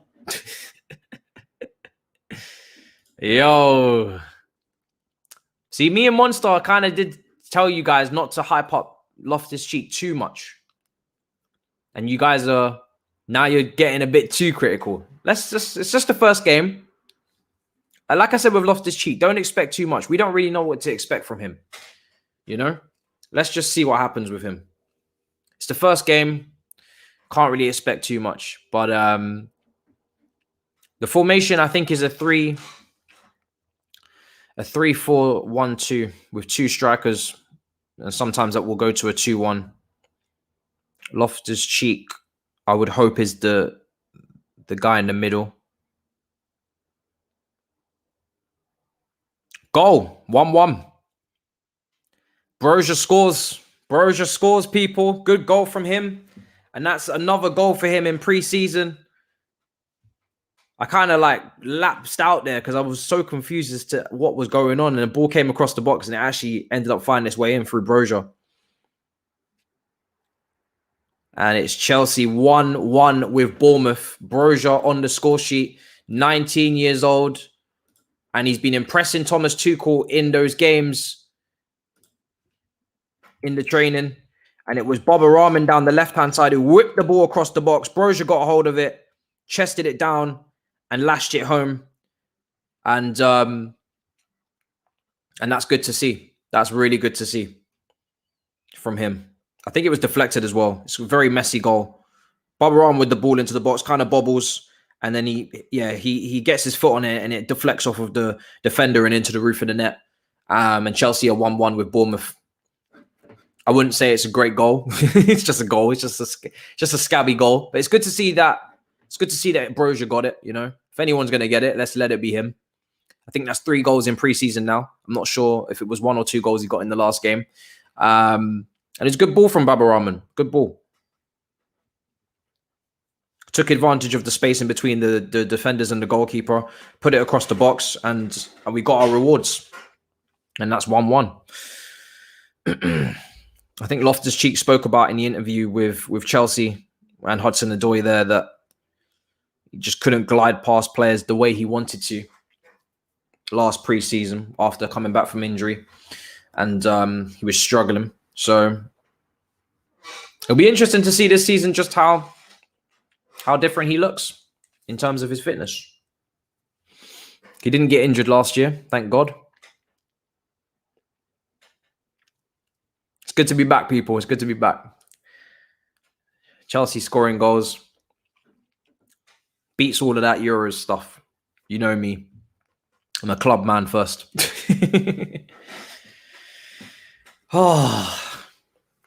Getting another replay of that Baba Rahman ball is a really good ball. Let's give some credit. That goal is all about Baba Rahman's delivery. The goal itself was quite scabby. The Chelsea fans are losing their shit at the Vitality Stadium in that corner of the ground. But the ball from Baba Rahman made the goal. Really good ball across the box. Got some good whip on it. I don't want to see shouts in the chat now for him to be left wing back. Do not be that reactionary, people. Yeah, you just went to the washroom and that happens. Damn straight. You can't be having heart attacks in a friendly. You can't be. Next week. It was meant to be tonight, but Monstar's on the South Coast enjoying his holiday. I'm on the 75th minute currently. So we're leaving it for this week because I've got a video coming out tomorrow, and then we've got All You Can Eat Chelsea as well. So there's actually no real place to put it in. But yeah, it's good. It's good for everybody to take their breaks. Yeah, I'm on the 75th minute, people. Bournemouth have made a change, I believe. I'm just reading the chat. What the hell's going on? Bournemouth are playing out from the back. They're moving mad. What in the drugs are you? Bournemouth defense is on crack. I don't know what all that was about, but I just saw the ball go right across their box, and I was like, what in the world? What in the world was that? The goalkeeper, yeah, it was the goalkeeper.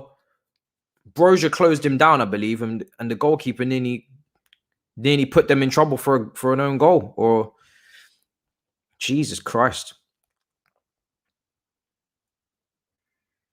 There's an absolute madness taking place.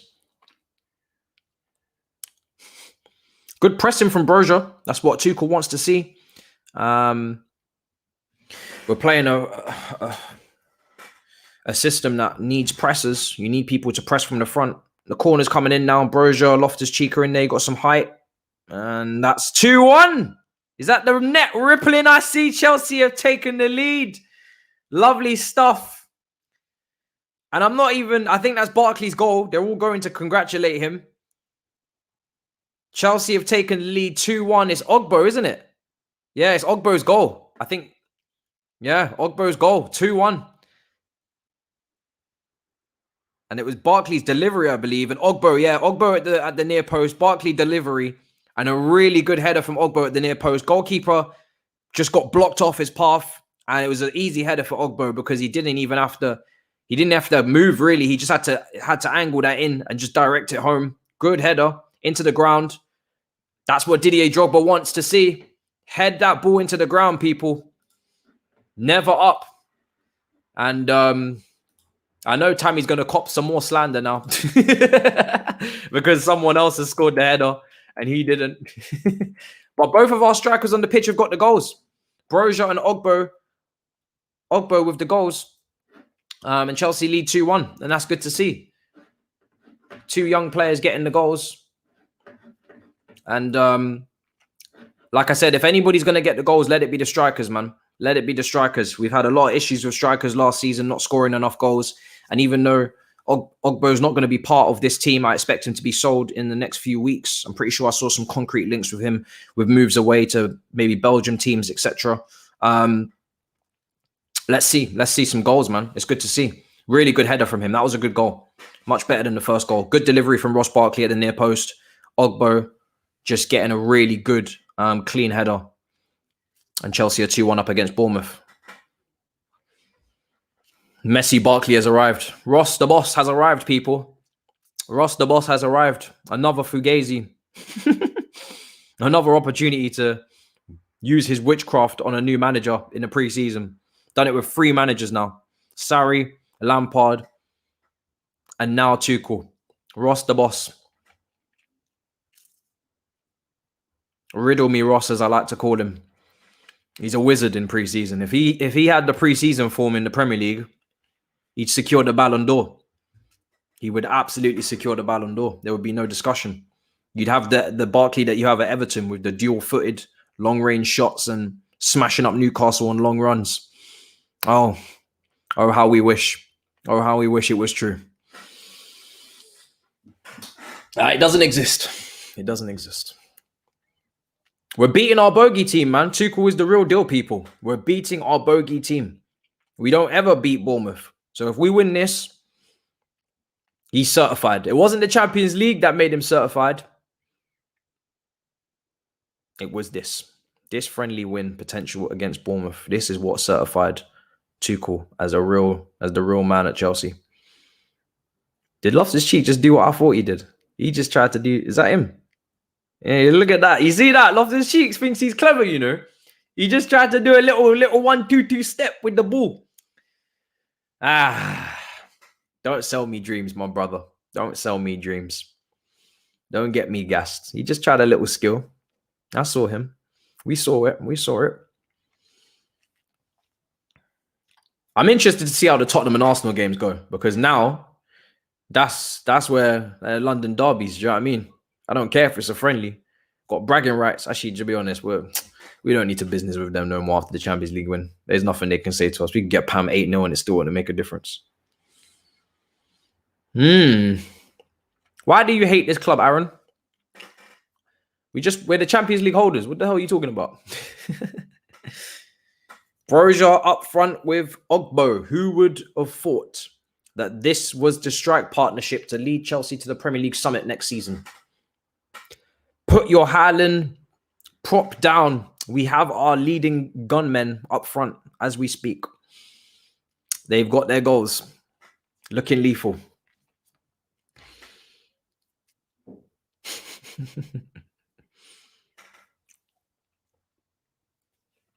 Hey, listen, I'm telling you, if Arsenal come in with a £40 million bid for Tammy Abraham, you take that and you put that into the Haaland fund. You put that into the Haaland fund. Not a problem. I'm willing to cooperate. Why are people crying in the chat? What have I missed? Is this Tammy slander?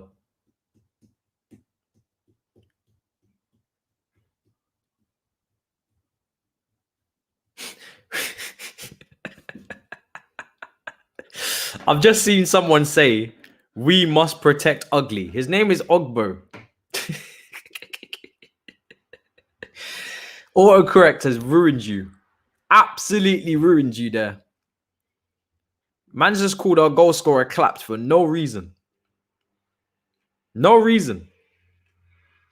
What did he do to you? What did he do to you? I can't believe we brought Zappa Costa either, but here we are.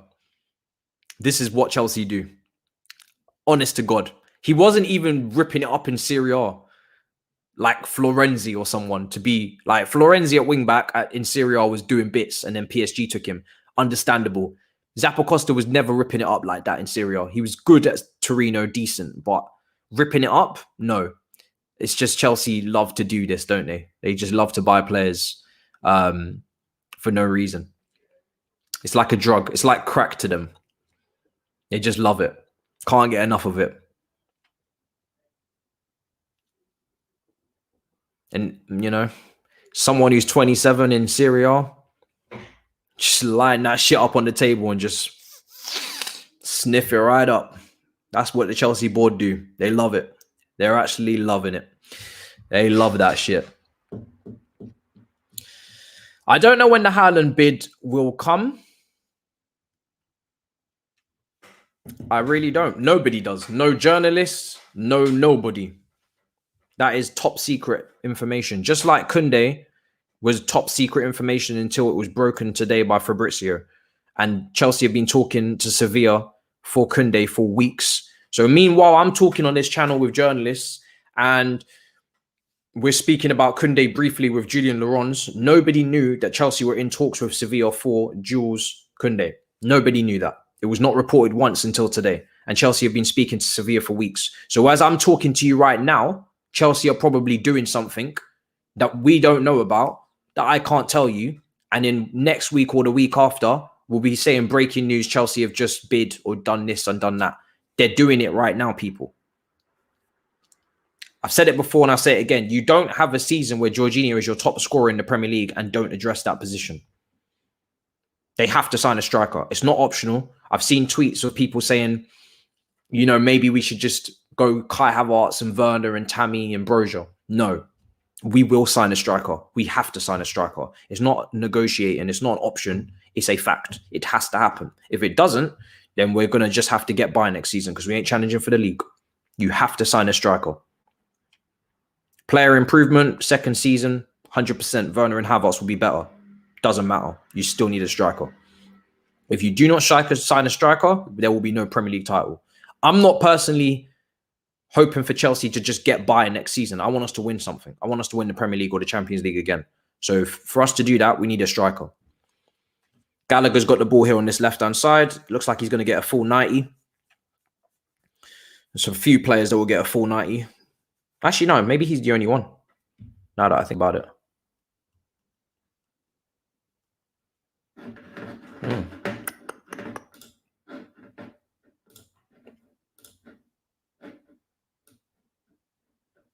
Not sure why that's still there.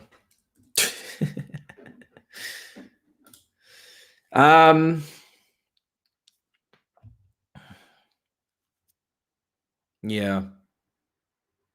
Baba Rahman here in a tight space, pinched. Chelsea still 2-1 up, people. 2-1 thanks to goals courtesy of Broja and Ugboh. Not ugly, Ugboh. For the man them in the chat. Why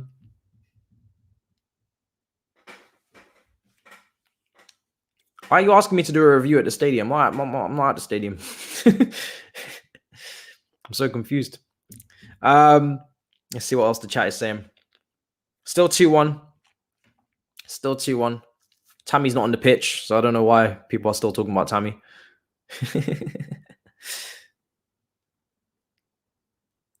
But yeah. Chelsea on the attack now down the right-hand side. Let's see if we can get a third. A nice, convincing 3-1 win. Not that it's really been a convincing performance, but again, it doesn't matter. Still pre-season. Baba Rahman down the left-hand side. They seem to be using him as that outlet for the attacks. Much more down the right than the right-hand side. Ball comes into the box, overhit by Gallagher. And it's not been a great game for Gallagher, if I'm honest. You know, if you take it all into I know, like I said, I keep saying it's only the first game, but also if you're trying to prove yourself, you got to take every opportunity. And if you're trying to prove that Chelsea don't need to sign a midfielder, and they should just stick with you as the fourth choice, this certainly hasn't been the game. I mean, he's just hit another pass straight to the goalkeeper, nowhere near his target. Hasn't been a good game from him. And this is what I'm talking about with, sometimes we overhype and we do a bit too much. He had a good season at West Brom. But personally, for me, as I've been saying, I feel like he needs to get another loan at a better team that play with the ball. And he wasn't one of those players that I identified as someone that would really make it here anyway, because I just think Not even down to him. There's just so many players in his position. It's going to be very difficult for him to make it here. You've got Gallagher. You've got so many players, man. It's a very congested part of the pitch. And it's a part of the pitch that, you know, we tend to spend money on that part of the pitch. You look at the history of Chelsea's midfield. We like to splash in that part of the pitch. Essien, Ballack, Makelele, Mikel. Lampard was the only one that really... And again, we signed him from West Ham. I mean, look at Loftus-Cheek. He's still struggling to try and make it in that midfield. It's really difficult to make it into a Chelsea midfield. It is the engine room and the epicenter of all of our play, especially when you're playing out from the back. It's a huge position. It's a huge boots to try and fill. So, but he strikes me right now as a mid-table Premier League player, Gallagher. That's what he strikes me as right now. His position is central midfield, yeah.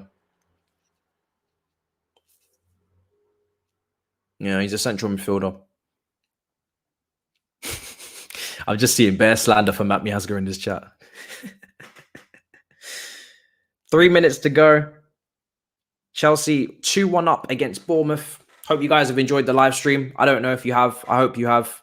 I'm going to keep trying to do better and improving it as I go along when it comes to commentary and also visuals. I've got a photo up there that I need to move, and I'm going to have some frames. I've got a scarf that maybe I can hang up. So I'll try and make it more Chelsea visually. It won't just be a white wall. I have a green screen as well that potentially I could use. That should be coming in a few days. So you guys let me know what you like and what you want to see. We're trying to make the best watch-alongs possible this season. And hopefully it's a good season, man. Hopefully it's a good season. I think this game will just filter out now into a 2-1 victory. Doesn't really feel like anything else is going to happen substantial. We're going to talk about it after the match for a quick 15 minutes. Talk about what we've seen. Whatever you guys want to ask. I haven't really spoken about Chelsea in depth for a few days on here. Again, I've just been taking a little break without taking a real break, if you know what I mean. I don't want to stop putting out content completely, but if I can upload every day, every other day, just to prepare for the new season, that would be good.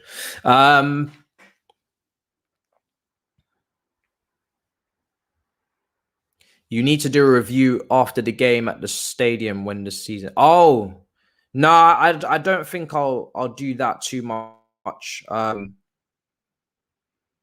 Going to games this season, it sounds like it's going to be difficult because obviously the pandemic and all of the rules. I think I'll probably mainly do watch-alongs and then do reviews afterwards, similar to how Eunice does it, or we'll do a stream afterwards with Damian and Anita, how we did it last season. If I do go to games, then I'll do a vlog, but I'm not really going to guarantee that will happen yet because I just haven't done that type of content.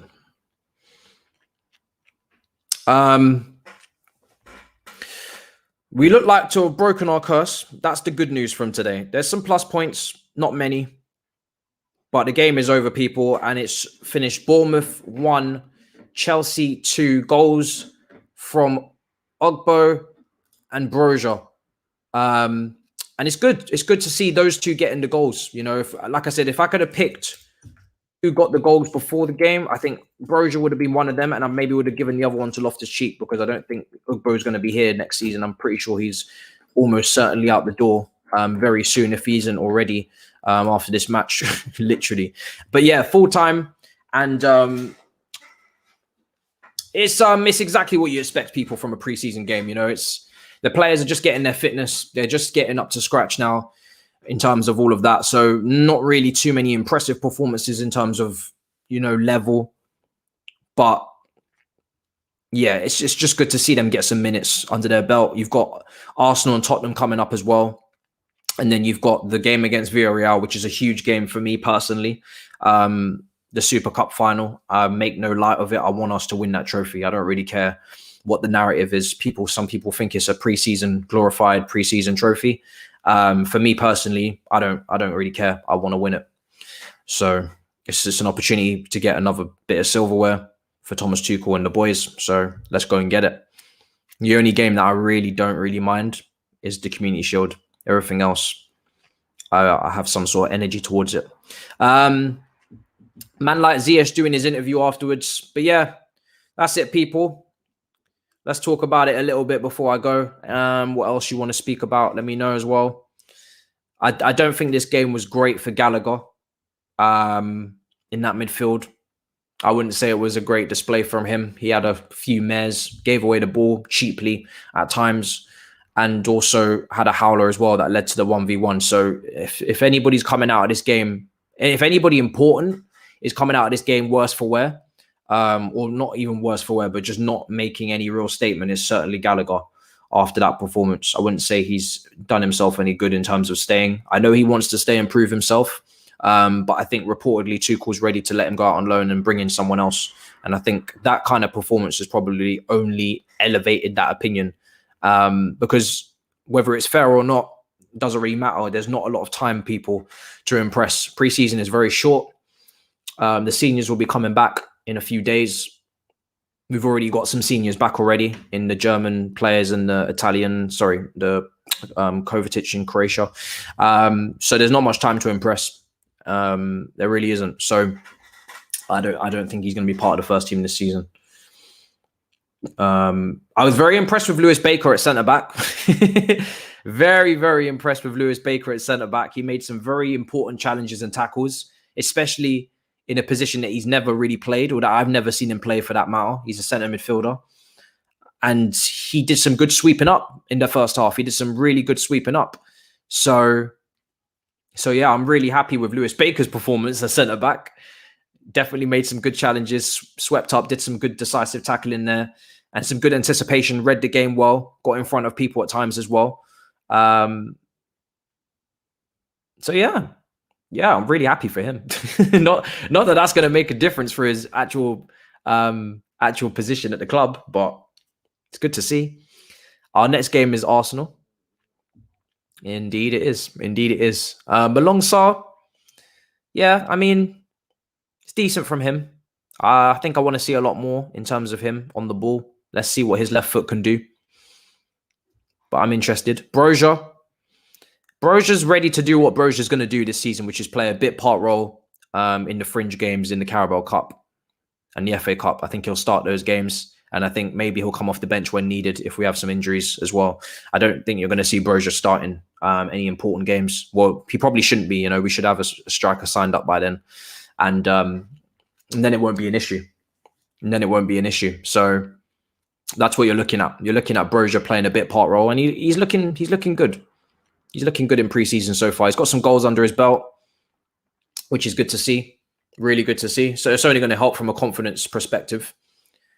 That's never going to be a bad thing that a striker gets some goals, even if they deflect off of a defender and ricochet in somehow. So, it wasn't the cleanest of goals. Ugboh's goal was very good. Great delivery from Barkley and a really good header from him. And that header only does more damage to Tammy's heading ability in terms of the perception, because his heading ability is just, as we saw in the first half, just non-existent. It's really annoying, actually, how bad he is at heading. Really, really annoying, people, how bad he is at heading. Because if he was even just a bit better, Lord, we would have a field day sometimes. We really would. Any news on Charlie Musonda? Again, I've said it before on this channel. I personally feel like he needs to leave permanently.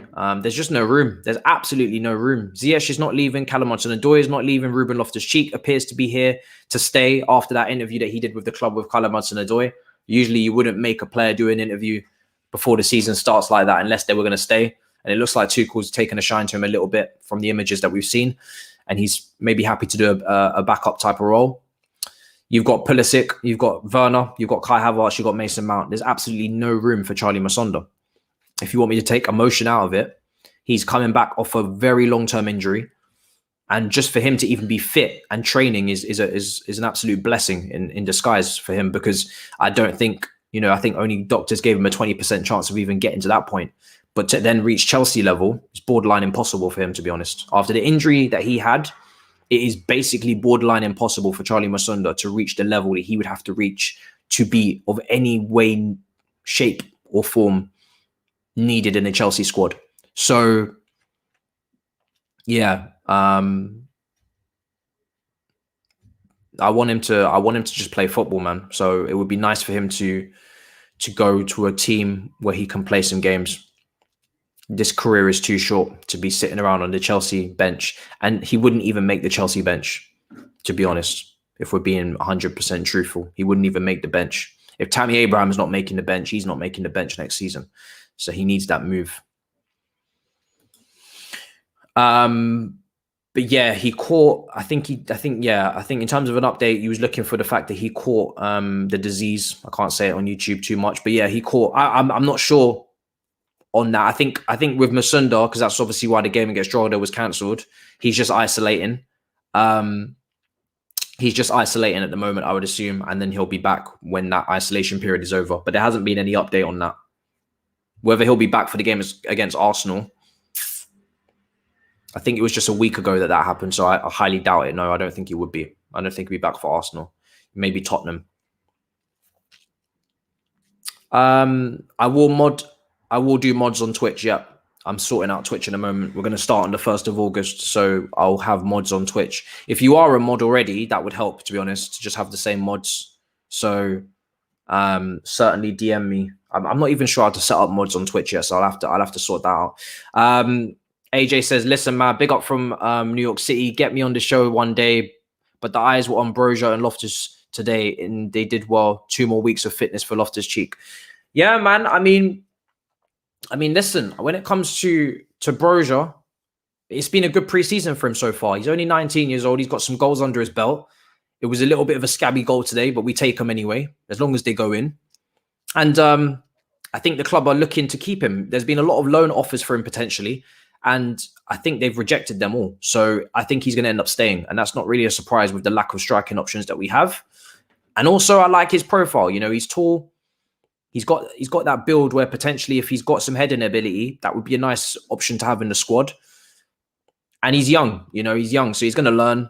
He's going to learn. And he's already had his loan at Vitesse. So, yeah, some people want to see him out on loan in the Championship again. But if he's happy to be a squad player this season and give us some depth, I don't see any problem in that either. He's going to train with some of the best players in the world, some of the best defenders in Thiago Silva. He's going to come up against them in training, and that is another way of improving. Just because you go out on loan, it does not mean you're going to come back a better player. It depends on the loan. It depends on the game time. It depends on the coach. It depends on the style of play if it suits. And if it's difficult to find a loan for him, then keeping him at the club and using him in a bit part role is not the worst idea in the world. He had his experience at Vitesse, got a good, decent goal output in the minutes that he played. And now you come back here, you do your role and you train with some of the best. It's not the worst plan in the world at all. So I'm looking forward to seeing what he can do this season. But I temper expectations because, again, this is the Premier League. This is the Champions League. It's a whole nother level. And Loftus-Cheek, again, my expectations with him are quite low. I'm really just here for the ride. It's just good to see him back, man. You know, we all had that season with Sarri. We all remember it. How great he was with Hazard and with Hudson-Odoi. So, you know, to get back to that level, again, I'm not even asking for that. It's just good to see him. And if he plays his role as well, and he does some things off the bench and he impacts and makes some positive actions in the team this season, then that's good. That's good. But I wouldn't expect any more than that. Anything more than that is a bonus from Loftus-Cheek this season. He's not a starter. None of these players are starters. Most of these players that we saw today, not starters. Let me just see. I mean, yeah, Drinkwater was okay. Appreciate the super chat, my brother, AJ. Drinkwater was good, but it doesn't matter. It doesn't matter. At the end of the day, with Drinkwater, he's got no clubs interested in him. He's on a high wage. And he's got 1 year left. The only thing I'm seeing from Drinkwater this season is that he's probably going to be in the under-23s and he's going to run his contract down until the end of next season. So there's nothing really to talk about with Drinkwater. He's not a player that I want to see next season in a Chelsea shirt in any game. Don't care if it's an FA Cup game, Carabao Cup game, doesn't matter. So his cameos and decent performances in pre-season, unfortunately, if you want me to keep it completely cutthroat, they don't mean anything. We have to move on. We're Champions League winners. We need Champions League winning potential or players in the squad, and he's not either of those things. So I don't want to see him in the squad this season at all. So yeah, under 23s for him. There's no revival. Oh, you man are funny. You man are funny. Someone said Barkley looks overweight. I didn't get that impression personally, but maybe he is, maybe he's not. Professionalism wise, he's been a bit up and down from his Chelsea career. I haven't been very impressed at times with him. So if he is overweight, then he's overweight. He has bunda though. He has bunda, so don't mistake bunda for being overweight. We know what Hazard had. Hazard sometimes was both as well. Thoughts on Kounde? Yeah, I mean, listen, that news kind of came out of nowhere today, people. Again, I'm gonna do a video on it tomorrow. We're gonna film tomorrow morning. I'm gonna put it out tomorrow, a whole video on Kounde and Zuma potentially be involved in the swap deal, and we're gonna do a whole video on that, and we're gonna talk about that in depth. But just quickly, I'm intrigued. I'm excited. You know, he's a defender that has a lot of potential. You know, he's very well regarded and highly rated in the French setup. He's 22 years old and he's already in the French setup as well, which is good for someone of his age. Did well at Sevilla. And in this system, I know he played a back four in Sevilla, but for me in the Premier League is a different kettle of fish than La Liga. I think a back three really suits him on the right side. Could be a good long-term replacement for Azpilicueta. Very good with his ground duels, very tenacious and assertive and aggressive. He's sometimes a bit over-aggressive. So it's going to be interesting to see positionally how good he is, because athletically he's very, very good, very quick, good leap, gets off the ground well, good ball carrier, wants to dribble, wants to get forward, take advantage of any space. So when we're playing out from the back and we've got space in front of us to take the ball forward, he's definitely going to take advantage of that. So that's always good. Definitely suits the system and suits the style of play a lot better than Zuma. So we're upgrading on that front. And he's, you know, his heading ability, he should be fine with that leap in a back three.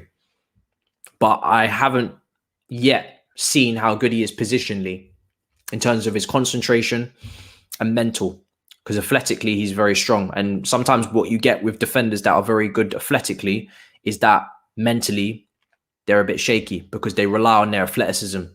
So concentration wise, you would say Zuma can be better. Positionally, you can say he would be better. That Southampton game kind of speaks for itself with the goal that was conceded from Minamino.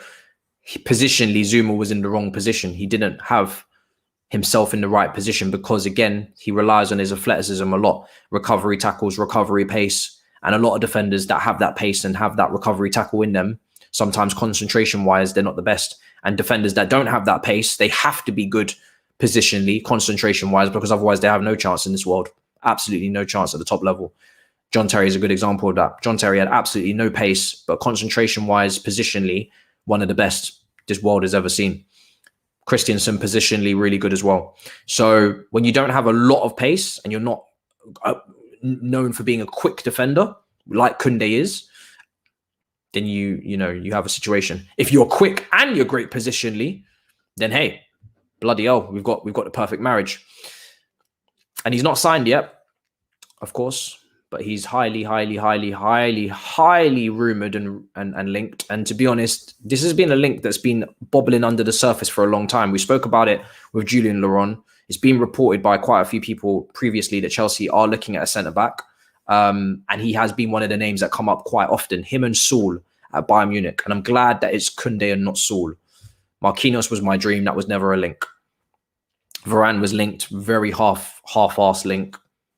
Not too concrete on that one. But Kounde and Saul at Bayern Munich have always been kind of strong links. And I think now that they've sold Mark Guehi to Crystal Palace as well, now you can see why things are pushing forward a bit quicker.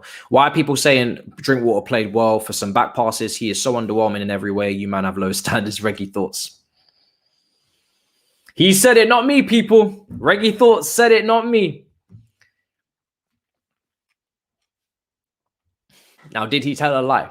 Did he tell a lie? This is why I like. I think a lot of people are just joking when it comes to standards with Drinkwater. They know he's not in the team. They know he's not in the team.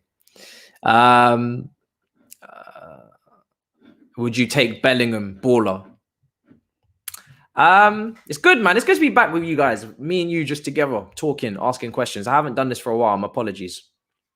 It's been a while since I just talked to you guys on a stream. It's been a bit hectic recently. My brother came over as well, so we had a little bit of a get together. Had some nights out and stuff. Is what it is. Worse for wear some days, but it's good, man. It's good to be back. I really can't wait for this season to start, man. Really can't wait. But yeah, of course I would take Bellingham, but he's not available. He's absolutely not available, people. So there's that. I think we're already after one Dortmund star boy. I don't think we can take two. But Bellingham is your true box-to-box midfielder in England that you just would snap up at any given opportunity if you could. Especially if you're playing a 4-3-3 as well. But yeah, do you think we'll get Haaland? Personally, I'm not sure. I really think, because of the way we've set ourselves up, people, we're gonna end this live soon. But just because of the way that we've set ourselves up, we have to get him. Put it like that. We have no choice. If we don't get him, we're in serious shit. Put it like that. We are in serious shit if we don't get him. We absolutely have given ourselves no other alternative. There's barely any strikers out on the market. Lukaku's come out again and said that he's looking forward to the new season with Inter Milan. So even though I, peddled that one as an alternative, I'm starting to think that he actually might not be joking around when he says that he's staying at Inter Milan. So we don't really have many options. Thoughts on Gallagher in a deeper position? I don't think Gallagher played well today at all. So it doesn't really matter what position it is for him, whether it's deeper or higher up. I don't think he should be in the team next season. I think he needs to loan a better Premier League club. And just to keep developing, man. Do you know what I mean? It's not easy. This is Chelsea. This is a difficult team to break into. This is the European, winners. This is the Champions League holders. So, you got Jorginho, you got Kante, you got Kovacic. This is not an easy midfield to break into. I think he needs another loan. So I don't think he's there yet at all. He's not there yet for me. But it's interesting to see that Kounde and Tchouaméni have the same agent. And obviously, Petr Cech is a big fan of Tchouaméni as well. And just the French market in general. He's the one that peddles it. He signed from Rennes when he was a goalkeeper. Knows the market well. Interesting. And obviously, Tuchel managed there as well. So we'll see what happens, people. He's the cheaper alternative to a Declan Rice. So maybe we have 2 more signings coming in. And if we do, then that's job done in my book. We need to get a striker. And then if we get a central midfielder as well, that would be great. And then you're sorted. You're absolutely sorted from that perspective. But you need to bring in a striker. And you need to get a centre midfielder in as well, in my opinion. You need 2 more signings and then this team's ready to compete. You get 2 more players through that door and this team's ready to challenge for the title. Granted that those 2 players are actually of the level that I'm talking about. But I think what was reported today was that Haaland needs to be done in terms of, the Haaland bid needs to go in next week, which is what Fabrizio reported today, and, he was just saying that it's getting a bit late in the window. We need to press on with that bid and we need to make that bid public. Until that bid is public, people, talking about Haaland is kind of pointless because we know the situation. We know what Dortmund want as a fee and we know Chelsea have the money. So we're just waiting for the bid. When the bid goes in, then we can talk about that, but there's no bid and the bid has to go in. So we have to wait for that. But we've seen a few rumors. We've seen a few reports. The Chelsea journalists are very quiet on this front. So that goes to show that the deal is just so wrapped up under,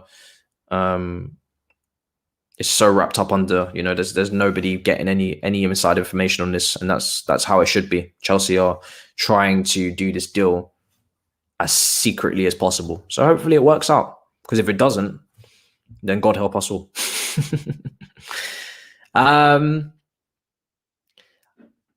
Tammy Abraham for Rice swap. I personally want cash for Tammy. I think Tammy's, for me, 35, 40 million. I want the cash. I think if we involve him in a Rice deal, we're going to end up getting below his valuation. because I still feel like we'll have to pay West Ham a good 40, 50 million. And Rice is not worth 70 or 80 million.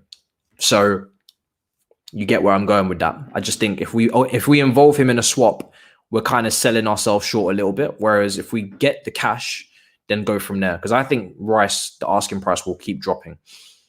So Oil Boys will probably be next week. Monstar's on a little break at the moment in the South Coast. I was asking him today. He's having a little holidays or maybe a little break. Obviously, he does his stream, but, you know, to do extra stuff on top of that, no need, man. Take a break, enjoy. We've got a big, long season ahead of us, people. So, you know, let the content creators maybe get some rest if they need it. And let's make sure everybody's energized for the new season. That's what it's all about. That's what it's all about. We don't want anybody getting tired when the season starts. You know, it's a draining season. It's a long season. So it's pre-season. So everybody's in and out a bit all over the place. But we're looking forward to it, man. It's going to be a good season. First full season of all the live shows, all the weekly shows that we have. It's going to be a full season. So that's fun. That's going to be fun. I'm going to wrap up soon. Just let me see if there's any final questions or any final topics that have come up. Like I said, I'm going to do a proper video tomorrow morning. Hopefully release that tomorrow morning, tomorrow lunchtime on Kounde and all of that stuff. And then maybe more stuff that leaks out. So I don't want to talk about it too much here right now. But yeah, we're going to wrap up now. 2 hours, 15 minutes, people. Appreciate you guys joining me. First watch along of the season. I'm going to be doing watch alongs for the Arsenal match and the Tottenham match as well. And then the Villarreal game will be the first official, the first official of the new season. We'll kick off like that. And the next stream will be All You Can Eat Chelsea on Thursday morning. Tomorrow, we're going to upload a video. Tomorrow I'm away for the day, so that's why I have to prep it in the morning, and then I'll be out the door then. And Twitch starts on Sunday. 1st of August is when Twitch starts. So all of the streams that you see here will be on Twitch as well, and there'll be some extra streams as well. And any other extra streaming content I do will be on Twitch. So definitely follow that up if you wanna check that out. So yeah, people, I'm exhausted. I need to get something to eat. But great to be back.